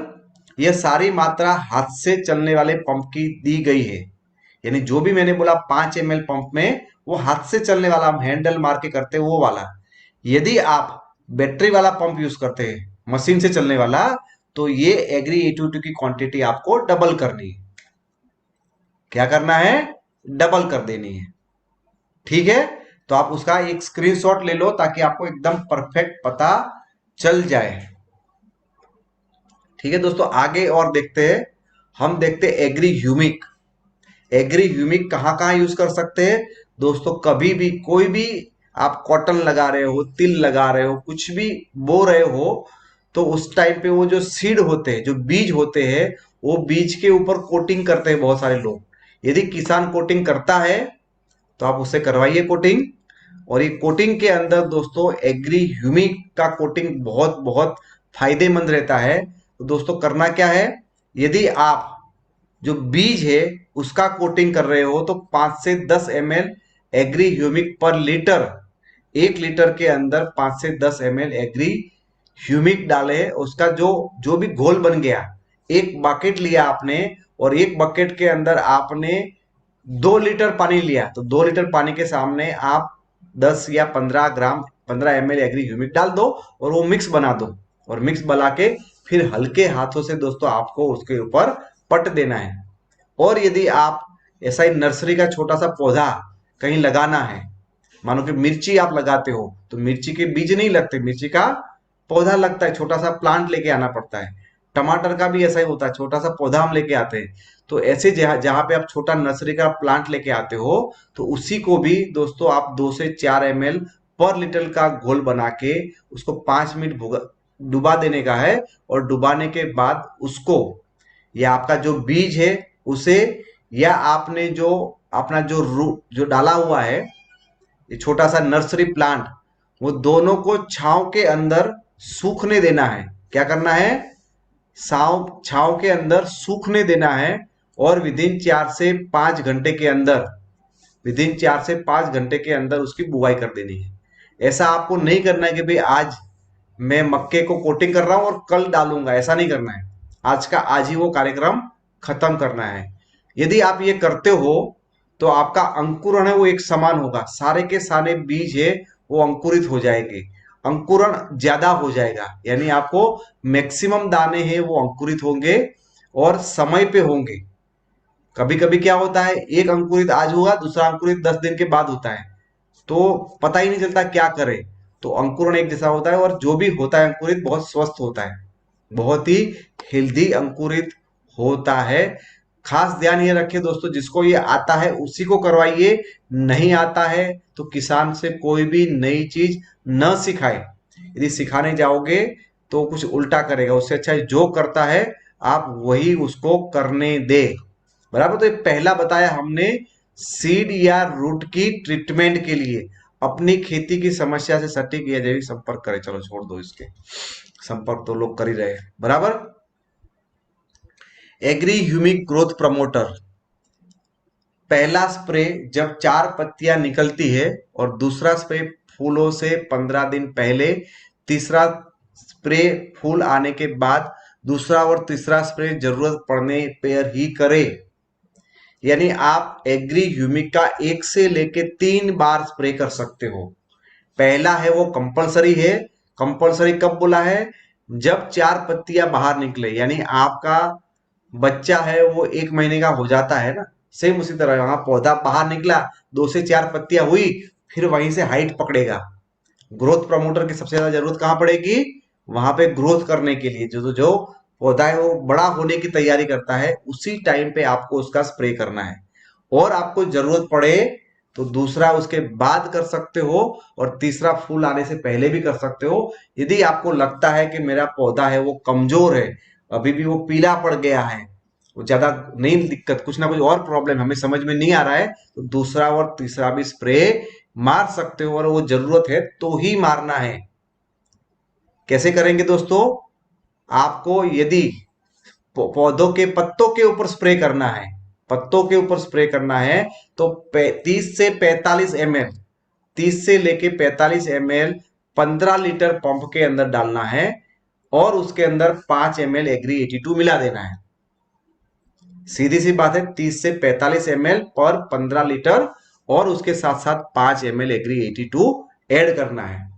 जमीन के उपचार के लिए यदि आप यूज करते हो तो 500 से 600 ml बुवाई से पहले, यानी आप जब बीज रोपते हो उससे पहले, या पौधों के जड़ों में प्रति एकड़, 1 एकड़ में 500 से 600 ml आप डाल सकते हो। लेकिन ये अभी जरूरत नहीं, क्योंकि अभी हमारे पास एग्री ह्यूमिक ग्रेन्यूल भी आ गया है। दोस्तों, यदि आप ह्यूमिक को रेगुलरली यूज कर रहे हो, तो आपको जो खाद बाहर से डाल रहे हो वो पहले साल 25% कम डालना है, दूसरे साल 50% कम डालना है, तीसरे साल 75%, और चौथे साल 100% आप कम करके पूरा का पूरा एक ऑर्गेनिक फार्मिंग के ऊपर चल सकते हो। एक साथ तुरंत मत करिए, धीरे धीरे करके वो आप आपका जो केमिकल वाला खाद है, वो रासायनिक खाद, उसको कम कर सकते हो। क्लियर है दोस्तों? डोज कितना है? 30 से 45 ml पर पंप। एक पंप के अंदर 30 से 45 ml हमें डालना है, और उसके साथ साथ एग्री 82 आएगा। ओके दोस्तों, एग्री प्रोटेक्ट, एग्री प्रोटेक्ट जो जहां फंगस हमें लगती है, वो फंगस के ऊपर, ये किसी का सवाल लगता है, चलो पूछ लेते हैं भाई साहब को। हमारे जो आईफोन में है, यस सर, मिस्टर आईफोन क्या बोल रहे हैं? पूछिए सर, क्या है?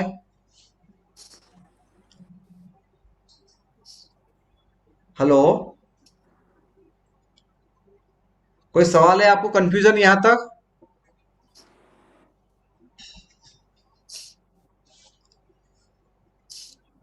चलो, उनकी आवाज भी नहीं आ रही, हैंड भी रेज है उनका।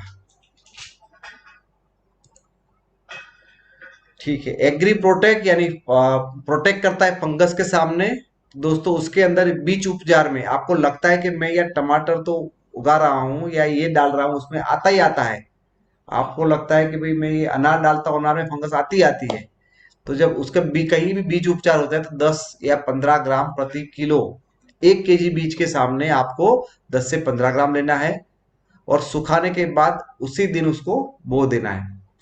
रूट डिपिंग, यानी आपको लगता है कि भाई मैं टमाटर है, टमाटर के रूट आते हैं, पौधा बनाते हैं, तो उसके रूट डिपिंग के लिए दोस्तों आपको 5 से 10 मिनट के लिए 10 से 15 ग्राम पर लीटर 10 से 15 ग्राम पर लीटर आपको घोल बना के उसमें डुबा के 5 से 10 मिनट रखे, उसके बाद फिर सुखाना है, और सूखने के बाद 2-3 घंटे के अंदर उसको हमें लगा देना है खेत के अंदर। यदि आप कर रहे हो, स्प्रे मार रहे हो, पौधों के ऊपर सीधा स्प्रे मार रहे हो, तो 10 से 40 ग्राम पर 15 लीटर पंप, एक पंप के अंदर 10 से लेके 40 ग्राम। अभी आप बोलोगे सर 10 किस में होता है, 40 किस में होता है? 10 किस में होता है, 40 किस में होता है? तो आपको डिसीजन लेना पड़ेगा कि उसमें फंगस कितना आता है, बहुत ज्यादा आता है या बहुत कम आता है, पौधा बड़ा है या छोटा है, उसके ऊपर सारी चीजें निर्भर करती है। हम जैसे डॉक्टर के पास जाते हैं तो पैरासीटामोल बड़े लोगों को 650 mg देता है और बच्चों को 125-250 mg देता है। तो आपको देखना पड़ेगा कि कितना बड़ा प्रॉब्लम है। जमीन उपचार के लिए 100 किलोग्राम 100 किलोग्राम खेत यार्ड में गोबर के साथ, गोबर 100 किलो ले, उसके अंदर 2 किलो डाल दे, लेकिन ये बहुत महंगा पड़ेगा तो नॉर्मल ये लोग नहीं करते। सब्जियों के ऊपर 15 ग्राम से 20 ग्राम प्रति 15 लीटर पानी, एक पंप के अंदर 15 से 20 ग्राम चाहिए सब्जियों के लिए। फलों के लिए चाहिए 10 से 15 ग्राम। और तिलहन दिलहन यानी अनाज या कठोर है, तिलहन दिलहन है, जहां पे तिल वगैरह उगते, वहां पे 30 से 40 ग्राम प्रति 15 लीटर। 15 लीटर में 30 से 40 ग्राम आपको उसमें डालना है। और इसको डालने का सलाह ये दिया है, सुबह या शाम को स्प्रे करे, दोपहर में उसका स्प्रे ना करे, क्योंकि उसके अंदर फंगस है, वो मर जाएगी। बराबर है। और किसी भी रासायनिक उत्पादन के साथ उसका उपयोग न करें। क्लियर है दोस्तों? ये उसका स्क्रीनशॉट खास निकाल लीजिए, क्योंकि उसमें बहुत सारे वेराइटीज है, कहाँ कितना डालना है उसकी वेराइटीज ज्यादा है। बराबर है। चलो और आगे बढ़ते हैं फ्रेंड्स।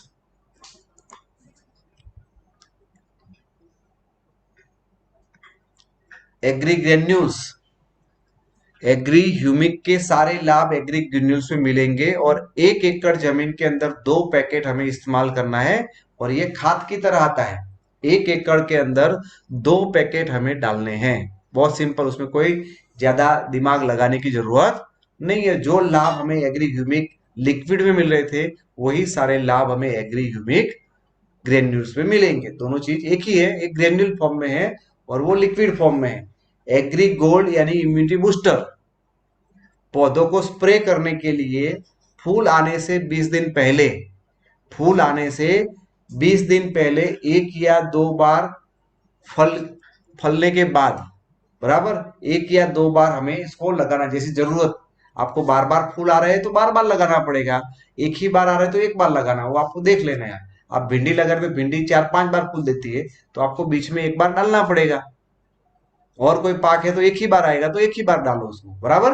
तो जैसी जरूरत उसके बाद, तो 1 से 2 स्प्रे करें उसमें, और 1 से 2 ग्राम प्रति लीटर, 1 लीटर के अंदर 1 से 2 ग्राम यानी 15 से 30 ग्राम पर पंप, एक पंप के अंदर 15 से 30 ग्राम डालना है। जहां जरूरत कम है वहां 15 डालो, जहां जरूरत ज्यादा है, फूल वाला है, या फिर आप फ्लावर के बिजनेस में हो, फ्लावर की खेती की, तो उसमें 30 डालना पड़ेगा। जिसमें जो बहुत बड़े बड़े क्या होते हैं, अपने बहुत बड़े ट्री होते, प्लांट होते हैं, उसमें फूलों की संख्या थोड़ी कम होती है, तो उसके अंदर आप 15 डालोगे तो भी चल जाएगा। बराबर। और सिंचाई के लिए 100 से 200 ग्राम प्रति एकड़ आप सिंचाई में भी यूज कर सकते हो, लेकिन बहुत सारे लोग सिंचाई में महंगा पड़ने की वजह से नहीं करते हैं। तो प्रति ग्राम आपको गोल्ड है वो 15 से 30 ग्राम एक पंप के अंदर डालना है। एग्री मॉस, एग्री मॉस हमें करना है दोस्तों। मॉस का उपयोग कैसे, उपयोग का विभिन्न फसलों में हम कर सकते हैं, सब्जी फल ये सारी चीजें में, फलिया तिलहन दिलहन अनाज की फसलों में 20 ml पर पंप, एक पंप के अंदर 20 ml डालना है। और फूल आने से 10 से 12 दिन पहले, और फूल लगने से 15 या 20 दिन बाद दूसरी बार जरूरत पड़े तो डाले, जरूरत ना पड़े तो दूसरी बार न डाले। बराबर। तो फूल आने से 10 से 12 दिन पहले हमें उसको डालना है, एक पंप के अंदर 20 ml हमें डालना है। एग्री नैनोटेक, नैनोटेक इसका उपयोग विभिन्न फसलों में किया जाता है। 15 से 20 ग्राम पर सब्जियों के अंदर 15 से 20 ग्राम पर पंप, एक पंप के अंदर 15 से 20 ग्राम। फूल और फल वाली सब्जियों में, फूल वालों में 10 से 15 ग्राम प्रति पंप, एक पंप के अंदर 10 से 15 ग्राम।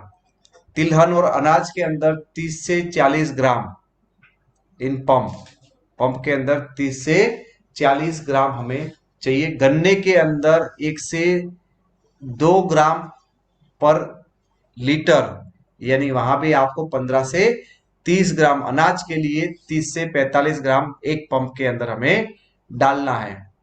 जमीन के उपचार के लिए 1 एकड़ में 100 किलोग्राम करना है हमें, उस तरह से। और बाजार में मिलने वाले उपयोग जो मैंने बनाया वो 2-3 दिन में खत्म हो जाता है, यहाँ पे ये लंबे टाइम तक चलता है, बराबर। उसके अलावा दोस्तों एक नया प्रोडक्ट अभी आया है हमारा, क्या नाम है उसका? जो नया प्रोडक्ट आया, वो नया जो प्रोडक्ट आया है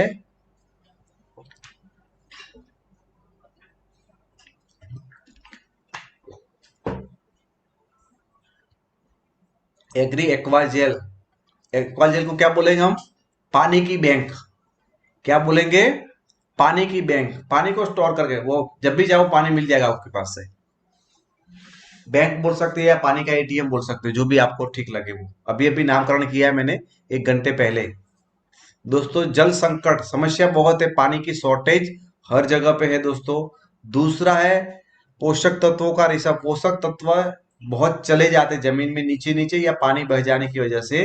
तो ये भी एक बहुत बड़ी समस्या। हम खाद तो डाल देते, पानी बहुत नीचे तक चला जाता है, तो भी हमारे पोषक तत्व काम में नहीं आते हैं। और मिट्टी का कटाव, मिट्टी बह जाती है, धूल चली जाती है, तो ये बहुत बड़ी बड़ी समस्या है। इसकी वजह से किसान बेचारा दुखी है। एक तो पानी कम आ रहा है, और जब आ रहा है तो बहुत ज्यादा बारिश होती है, और हमने खाद डाला है, ऊपर ऊपर डाला है, बहुत नीचे तक चला गया, तो खाद कहाँ हो जाएगा? बहुत नीचे चला जाएगा, तो आपकी जड़ों से बहुत दूर चला जाएगा। और जड़ों से बहुत दूर चला जाएगा पानी खाद को लेके, तो कोई फायदा है? पानी भी नीचे चला गया, और उसके साथ साथ खाद को भी लेके गया, और जड़ें उससे कोसों दूर है। आप तीसरे वाले में देख सकते हो फ्रेंड्स, यहाँ पे थर्ड में एरो नीचे तक है, तो नीचे तक आपके पोषक तत्व खाद चला गया है, और रूट तो ऊपर ऊपर ही है, तो कोई फायदा नहीं होगा उसका। तो वो चीज के अंदर बहुत दिक्कत आएगी। तो उसके लिए दोस्तों हमारे पास कंपनी लेके आई है एग्री एक्वा जेल, जो आपको 50% पानी बचाएगा, 50% पानी आपका बचाएगा, और आपके फर्टिलाइजर को भी 40% बचाएगा।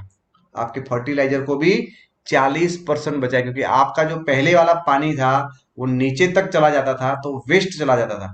और इस बार वो पकड़ के रखेगा, तो नीचे तक नहीं जाएगा। और इसकी कैपेसिटी है दोस्तों, उसका जितना भी वजन होगा उससे 500 गुना, 500 टाइम, यानी आपका 1 kg एग्री एक्वा जेल है, वो 500 लीटर, 500 लीटर पानी को पकड़ रखने की उसकी कैपेसिटी है। 1 kg is equal to 500 litre. 500 litre तक वो 500 गुना दोस्तों वो अपने पानी को पकड़ के रख सकता है। एग्री एक्वा जेल पानी की बैंक का क्या फायदा है?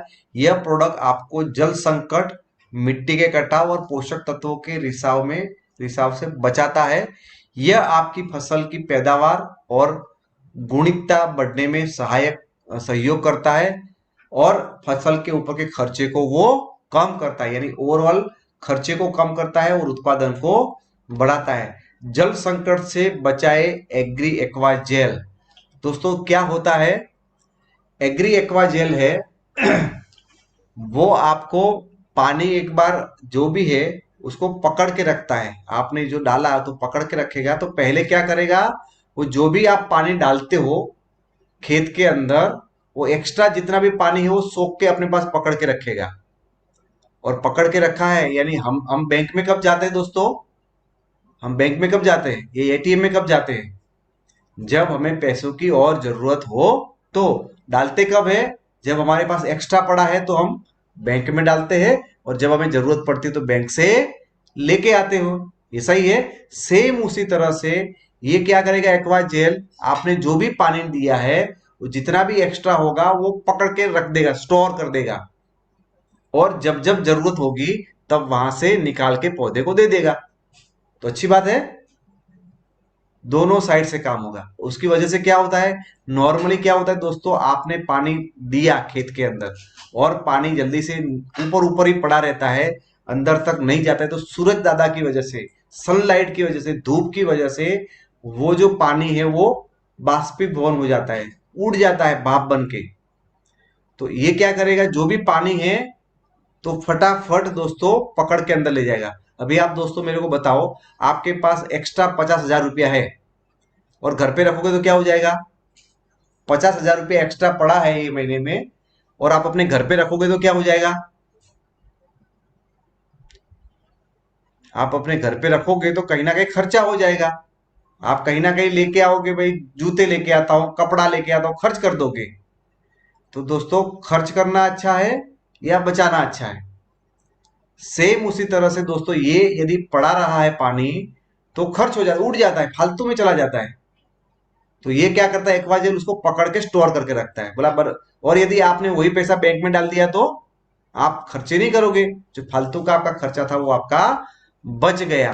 तो एग्री एक्वाजेल करता क्या है, एग्री एक्वाजेल मिट्टी में डाले गए पानी को सोख लेता गया है। यानी आपके मिट्टी के अंदर जो भी पानी को आप डालते हो वो पानी को एब्जॉर्ब कर ले, पकड़ ले तुरंत। जैसे पैसे आपने उसको दिखाए तुरंत बैंक में डाल देता है, ऐसा काम है। आप दूर से भी दिखे तो भी बोला आजा आजा, पानी को पकड़ करके वो अपने अंदर एब्जॉर्ब सोख लेता है, बराबर। दूसरा है पौधों की जड़ें जरूरत पड़ने पर इस संरक्षित किए गए पानी का उपयोग कर सकती है। जो पानी ये एक्वा जेल ने स्टोर करके रखा है वो जब भी जरूरत पड़ेगी पौधे को तो वहां से ऑटोमेटिक बिना पूछे ले सकता है, किसी को पूछने की जरूरत नहीं। सेम आपकी तरह आपको बैंक वाले को पूछने की जरूरत नहीं है पैसा एटीएम से पैसा निकालू या ना निकालू, जब जब जरूरत पड़े आप उठा सकते हो। उसी तरह से दोस्तों ये बैंक है, एटीएम है, तो आपको जब जब जरूरत पड़े तब आप उसके अंदर से पानी पौधा ले पाएगा। यह सुरक्षित किया गया पानी पौधों को विभिन्न विपरीत परिस्थितियों में सहायता करेगा। अलग अलग जब जब जरूरत पड़ेगी, आपको आपके बैंक में पैसे पड़े हैं, किसी की हॉस्पिटलाइज हो गया तो आप उठाओगे, कोई सोशल फंक्शन आ गया तो उठाओगे, कोई बीमार हो गया तो उठाओगे, कहीं घूमने जाना तो उठाओगे। तो अलग अलग टाइम पे आप बल्क में उठाते हो। सेम उसी तरह से जब कम बारिश होगी, जिस टाइम पे बारिश कम होगी तब ये बचाया हुआ पानी आपको बहुत मूल्यवान लगेगा दोस्तों। यदि ये पानी नहीं मिलेगा तो आपका खड़ा पूरा का पूरा जो फसल है वो बर्बाद हो जाएगी। तो दोस्तों जब बारिश कम होती है उस टाइम पे बहुत ही उपयोगी काम में आता है।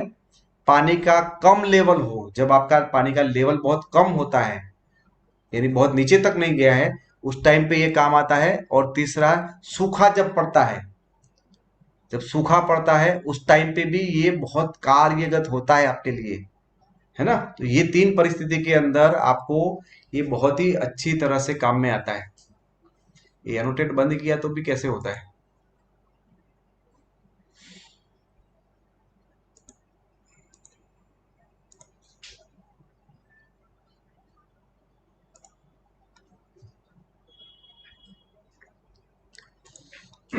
बराबर। तो ये है दोस्तों आपका एक्वाजेल। और एक्वाजेल के और फायदे, एक्वाजेल जल भराव की विभिन्न परिस्थिति, जहां पानी ज्यादा भर गया है, ज्यादा भर गया पानी तो भी हमारा फसल खराब हो जाएगा।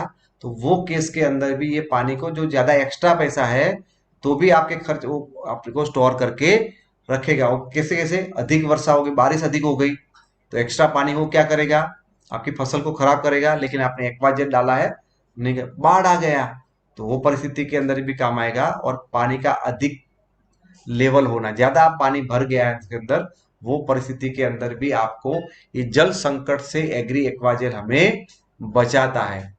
दोस्तों ये आप देख सकते हो फोटो के अंदर, फोटो के अंदर जिस तरह से यहाँ पे दिखाया है उसी तरह से फ्रेंड्स आप यहाँ पे ये देख सकते हो। ये जो वाला पोर्शन है यहाँ पे हमने एग्री एक्वाजेल डाला हुआ है और ये दूसरा जगह वहां पे नहीं डाला है, तो वहां से वो पानी है वो स्टोर करके रखता है। क्या करता है, पानी को स्टोर करके रखता है। और यहाँ देखते हो यहाँ पे कुछ स्टोरेज नहीं है, यहाँ पे स्टोरेज नहीं है और यहाँ पे स्टोरेज उसने किया हुआ है। तो जब भी वो साइड वाला भाग है वो देखो सूख गया है, क्योंकि जब जरूरत पड़ेगी तब उसको पानी नहीं मिला है। हाँ, जब जब जरूरत पड़ेगी तब उसके लिए पानी रेडीमेड है, बराबर। तो इसीलिए दोस्तों ये उसको काम में आएगा। तो यहाँ पे हम लोग देखते हैं,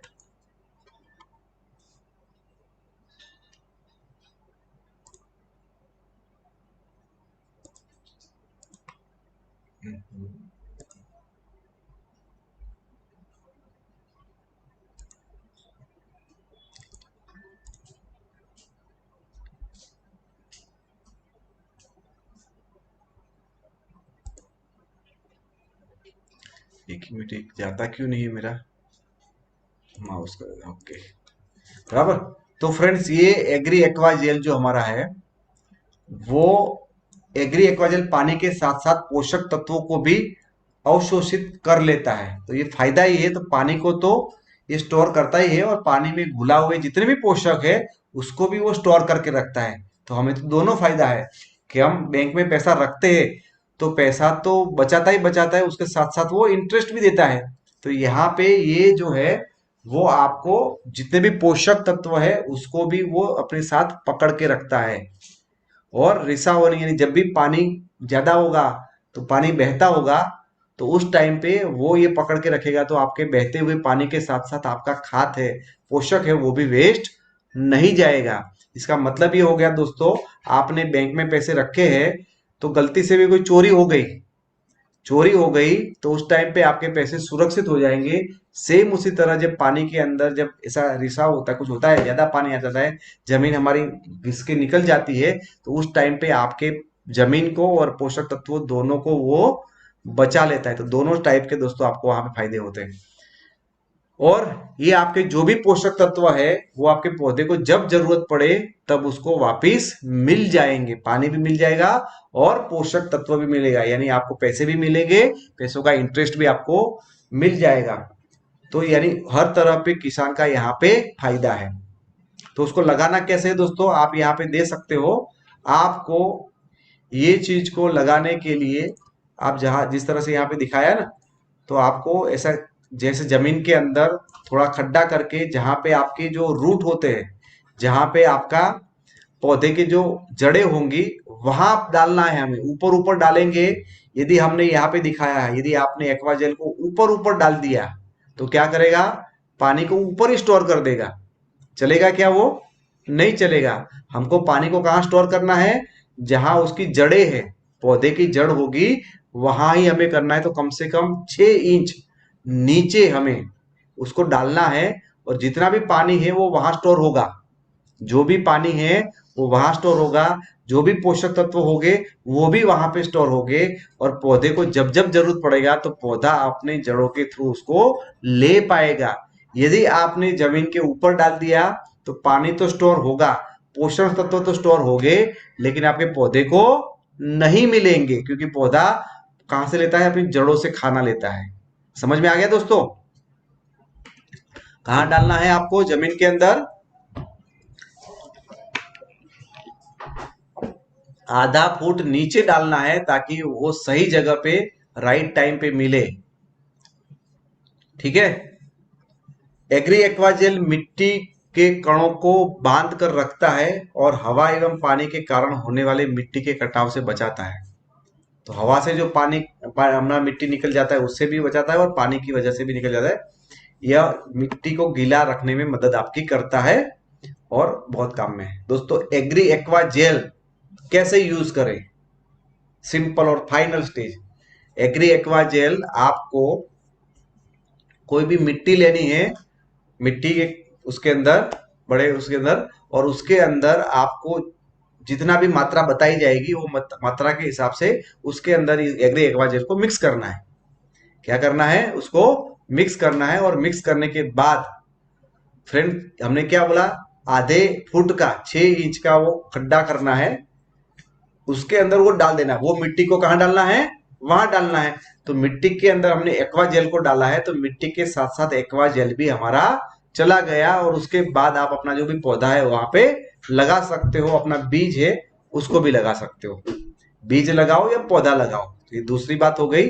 तीसरी बात हो गई दोस्तों, उसके बाद आप वहां से पानी दोगे। क्या दोगे, पानी कहीं ना कहीं कोई भी तरीके से आप उसको पानी दोगे तो ये जो आजू बाजू वाला है वहां पे वो स्टोर हो जाएगा पानी। आपके जो पौधा है आप देख सकते हो स्क्रीन के अंदर, पौधे के आजू बाजू वो आपका वो स्टोर हो जाएगा। और वहां पे आप देख सकते हो, यहाँ पे आपको दिख रहा है कि ये जो पोर्शन है वो ब्लू वाला, ये जो यहाँ पे ये जो ब्लू ब्लू है दिख रहा है आपको, वो है दोस्तों आपका पानी होल्ड किया हुआ। तो यहाँ पे उसको बड़ा किया है, झूम किया है। तो जो होल्ड वाला पानी है वो आपके रूट के आजू बाजू होगा और जब जरूरत पड़ेगा तब वो पौधा ले लेगा। ठीक है दोस्तों, क्लियर है यहां तक किस तरह से एग्री एक्वाजेल को यूज किया जाए? Is it clear?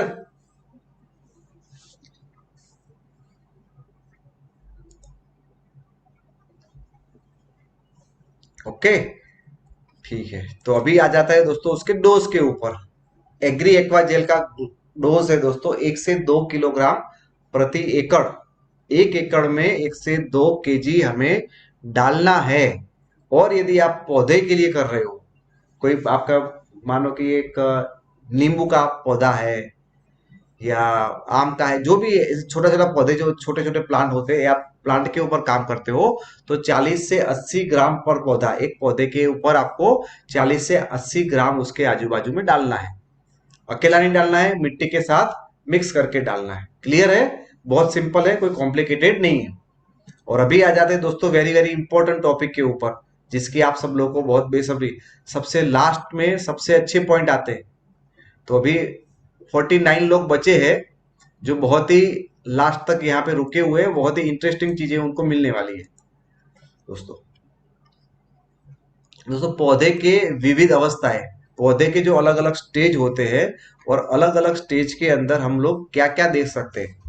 देखो दोस्तों, पौधा है वो हमारा जमीन से बाहर निकले, बहुत ही इंपॉर्टेंट दोस्तों। अभी तक कुछ आप समझे ना समझे, ये चीज को अच्छी तरह से समझ लो।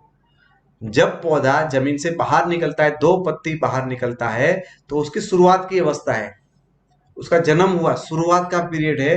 उसके बाद जब दोस्तों उसको पोषण कम लगता है, शुरू शुरू में बच्चा कम खाता है, तो आपका पौधा भी कम खाएगा, ज्यादा खाद की जरूरत उसको नहीं होती है दोस्तों। दूसरा जब स्टेज आता है, जब पौधा है वो वृद्धि करता है, ग्रोथ करता है, छोटे से बड़ा होता है, तब उसको पोषण अधिक लगता है, ज्यादा पोषण की उसको जरूरत होती है। तीसरी जो अवस्था है उसकी फूल आने की अवस्था है, और ये फूल अवस्था फल फूल अवस्था है, और उसके अंदर सबसे अधिक सर्वाधिक पोषण चाहिए उसको, सबसे ज्यादा पोषण यहाँ पे प्रेगनेंसी पीरियड में चाहिए। चौथा है उसके ऊपर फल विकास अवस्था, फल छोटा टमाटर लगा था उसको बड़ा करना है, छोटा आम लगा था उसको बड़ा बनाना है, छोटा भिंडी आया था उसको बड़ा करना है। तो फल विकास, फल जो लगा है उसका विकास करना है, और वहां पे मध्यम पोषण की जरूरत है।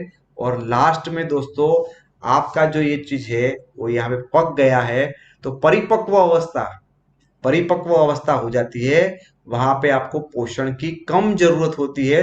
तो जो भी पोषण वाली चीजें है वो यहाँ पे नहीं दी जाती है, बराबर। तो कहाँ कहाँ क्या देना है वो आपको ये चीजें से और अच्छी तरह से दोस्तों समझ में आ जाएगा। शुरुआत के स्टेज के अंदर सिंचाई के अंदर एग्री 82 डाल सकते हो आप, जब आपका पौधा एकदम छोटा है।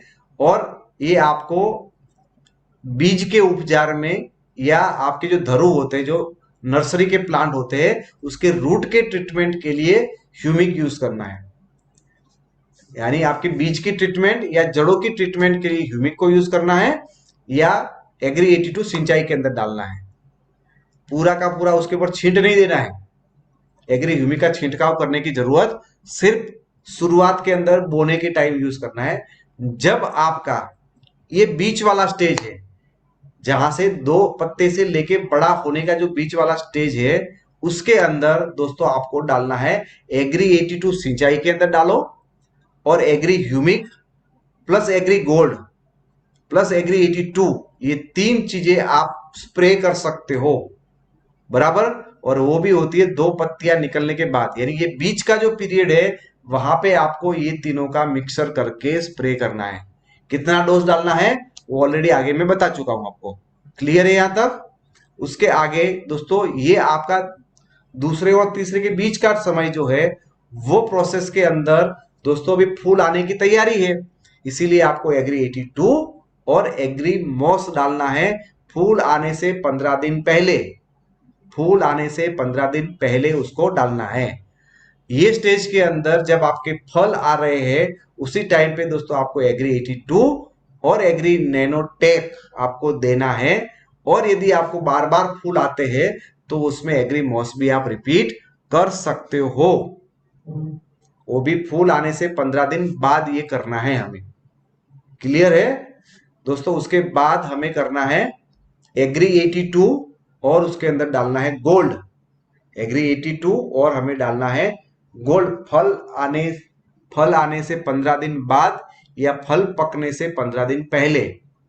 जब फल आया और फल पका उसके बीच में आप डालना है, इसकी वजह से आपके फल की क्वांटिटी है वो बहुत बढ़िया हो जाएगी। तो दोस्तों ये हर एक पाक के लिए यही लगेगा, यही नियम यूनिवर्सल है, हर एक के लिए यही लगेगा। तो कोई भी पाक है, फिर आप मेरे को मत पूछे सर उसमें क्या करें, भिंडी लगाई तो भिंडी में क्या करें, हमने तुअर लगाई तो क्या करें, भाई सब में यही स्टेज होता है, इस स्टेज के हिसाब से आ रहे बराबर। और जहां जहां आपको आवश्यकता लगे वहां पे आपको एग्री प्रोटेक्ट लगाना है। जरूरत है तो एग्री प्रोटेक्ट लगेगा, जरूरत नहीं है तो एग्री प्रोटेक्ट नहीं लगेगा दोस्तों। और ये कब लगेगा हमारा एग्री एक्वाजेल? सबसे पहले शुरुआत में, ये स्टेज सारे शुरुआत होने से पहले, जब आप बुआई करते हो उससे पहले डालते हैं, तो ये स्टेज के अंदर वो तो आता ही नहीं है, इसलिए मैंने उसको नहीं लिया है। तो दोस्तों एक फाइनल चार्ट के ऊपर हम चले जाते हैं। एग्री उत्पादन में किस तरह डालना है। एग्री 82 आपको 5 ml हाथ से चलाने वाले पंप में डालना है और सिंचाई के लिए 160 ml पर एकड़ सिंचाई के लिए यूज करना है। यानी कौन सी प्रोडक्ट का डोज क्या है ये फाइनल एक ही पेज के अंदर आपको मिल जाएगा। मास्टर स्ट्रोक एग्री ह्यूमिक आपको 30 ml लेना है दोस्तों, ऑन एन एवरेज 2 से 4 ml पर लीटर, यानी आपकी जो जड़े हैं उसके लिए, या 5 से 10 ml बीज उपचार में भी यूज करते हो तो उसके अंदर इस तरह से डालना है। और सिंचाई के लिए 500 ml पर एकड़। दोस्तों एग्री गोल्ड है वो 15 से 30 ग्राम, 15 से 30 ग्राम आपको हाथ से चलने वाले पंप के अंदर डालना है। बीज उपचार में उसको यूज नहीं होता है। और सिंचाई के लिए 100 से 200 ग्राम एकड़ के अंदर। एग्री मॉस आपको 15 से 30 ml डालना है दोस्तों। हाथ ये डालते हैं, पंप से डालोगे ये सिंचाई में नहीं लगता है। एग्री नैनोटेक दोस्तों फल फूल सब्जी में 15 ग्राम, अनाज तिलहन तिलहन में 30 से 40 ग्राम, और वो लगेगा आपको पंप के अंदर, बीज उपचार में नहीं लगेगा। और आपको सिंचाई में यूज करना है तो 1 किलोग्राम पर एकड़, और गोबर के अंदर 100 ग्राम मिलाना है। यदि आप एग्री प्रोटेक्ट यूज करते हो तो 15 से 40 ग्राम स्प्रे के अंदर, 10 से 15 ग्राम प्रति बीज के ऊपर ट्रीटमेंट के लिए, या तो आपको सिंचाई के लिए 1 केजी पर एकड़ 100 किलोग्राम गोबर के अंदर। और एग्री ह्यूमिक ग्रेन्यूल्स आपको 10 किलोग्राम प्रति एकड़, 2 पैकेट बोला था ना हमने, तो 10 केजी पर एकड़। तो ये हो गया दोस्तों आपका डोज। कौन कौन से प्रोडक्ट के कितने डोज है हमारे वो यहाँ पे आ गए। अभी हम समझते हैं दोस्तों कौन से स्टेज में क्या डालें। आपको ये दोनों स्लाइड से सारी चीजें समझ में आ जाएगी। प्रथम स्टेज है आपका, पहला स्टेज है जहां बीज बोने के समय पे शुरुआत के टाइम के अंदर आपको एग्री 82 180 ml एक एकड़ में डालना है सिंचाई के लिए। सिंचाई के लिए 180 ml पर एकड़ में डालना है, या 2 से 4 ml जड़ की ट्रीटमेंट के लिए डालना है। और ह्यूमिक के साथ आप उसको प्रथम स्टेज में ह्यूमिक डालो एग्री 82 सिंचाई में, और 2 से 4 ml जड़ की ट्रीटमेंट के लिए। यानी एकदम सबसे पहला स्टेज जहां पे हम बुआई करते हैं। दूसरे स्टेज के अंदर 2 पत्ती जब जमीन से बाहर आती है, 2 पत्ती जब जमीन से बाहर आती है तब आपको 5 ml एग्री 82 और 30 ml आपको एग्री ह्यूमिक और 30 ग्राम एग्री गोल्ड का हमें छिड़काव करना है। तीसरा लेवल दोस्तों फूल आने से 15 दिन पहले आपको एग्री 82 और एग्री मॉस। चौथा स्टेज है फूल है और फल को बड़ा बनने के लिए एग्री 82 एग्री नैनोटेक हमें यूज करना है। जरूरत पड़े तो आप मॉस को रिपीट कर सकते हो। पांचवा स्टेज है फल बड़ा होना या पकने का समय, एग्री 82 या होल्ड। कितना स्टेज है दोस्तों आपके पास पूरा का पूरा पिक्चर क्लियर है, कौन से स्टेज में क्या लगाना है, कितनी मात्रा में लगाना है। क्लियर दोस्तों? उसको और आसान कर देते हैं, उसको हम और आसान कर दे। और दिस इज द ये आपका जैसे जैसे स्टेज बढ़ता है, जैसे जैसे आपका स्टेज बढ़ता है, ये शुरुआत की अवस्था, वृद्ध अवस्था, ये सारी अवस्था आपने ऑलरेडी ये सारी चीजें देखी हुई है। ये मैंने दूसरा अलग पौधा ले लिया। तो दोस्तों आपको स्लोगन, एक लास्ट स्लाइड में आपको स्लोगन देता हूं जिससे आपको पूरा का पूरा भाषण याद रह जाएगा, कोई ज्यादा याद रखने की जरूरत नहीं है। क्या लेना चाहते हो दोस्तों? आपको एक मास्टर स्लोगन फॉर मेमोरी, आपको याद रखने के लिए एक छोटा सा स्लोगन जिसके थ्रू आपको 90% सारी चीजें क्लियर हो जाएगी। लेकिन अभी किसी के चेहरे खुले नहीं है। भरत भाई ब्रह्मभट्ट अकेले ऐसे इंसान हैं जिन्होंने अपना चेहरा दिखा रहे हैं। बाकी सारे लोग आराम प्रिय है। बोरिंग तो लगता होगा, कभी कभी पढ़ाई बहुत हो जाती है तो बोरिंग लगेगी, लेकिन आपको कुछ मास्टर स्ट्रोक ऐसे मिले कि जिससे आपका काम बहुत आसान हो गया। हुआ कि नहीं हुआ दोस्तों? आपको कुछ चीजें ऐसी मिली जिससे आपका काम, आपको कुछ स्लाइड ऐसी मिली यहां से जो आपको कभी कोई ट्रेनर ने दिखाया नहीं होगा। दिखाया है? तो जाते जाते एक लास्ट में मैं आखिर में एक मास्टर स्ट्रोक आपको जाता हूं, और ये आज का प्रोडक्शन है, आज ही मैंने बनाया है, वो आपको मैं देके जाता हूं। स्लोगन फॉर मेमोरी, आपको याद रखने के लिए एक स्लोगन बनाया दोस्तों। पहला स्टेज, पहले स्टेज में ए यानी एग्री 82 ही लगता है शुरुआत में हमें, और कुछ ज्यादा जरूरत नहीं होती है। और दोस्तों दूसरे स्टेज के अंदर हमें लगता है एच जी यानी ह्यूमिक और गोल्ड लगता है। पहले में हमें लगता है जी, लेकिन वो तो ह्यूमिक, लेकिन वो तो खाली ट्रीटमेंट के लिए, ट्रीटमेंट सब लोग नहीं करते बराबर, तो ट्रीटमेंट को अवॉइड कर दो।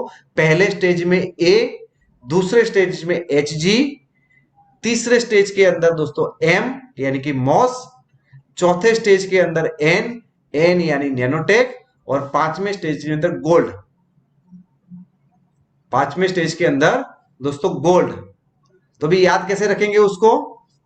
याद हम लोग इस तरह, आहा गुड मॉर्निंग, कैसे याद रखेंगे दोस्तों? आहा गुड मॉर्निंग, आहा A H G, good morning M N G. उस तरह से ये फ्लो में हमें याद रखना है। क्या रखना है? इस फ्लो के अंदर हमें याद रखना है।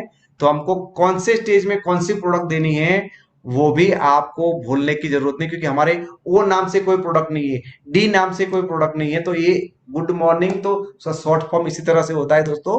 तो हमें गुड यानी जी यानी गोल्ड, एम यानी मॉस, एन यानी नैनोटेक, जी यानी गोल्ड, ए यानी एग्री 82 और एच यानी ह्यूमिक। तो उसी तरह से दोस्तों हमें सिंपली याद रखना है ताकि हमें कभी भी गलती से भी गलती न हो दोस्तों। क्लियर है? तो थैंक यू वेरी मच दोस्तों। आज का मेरा प्रेजेंटेशन है उसको मैं यहाँ पे कंप्लीट करता हूं।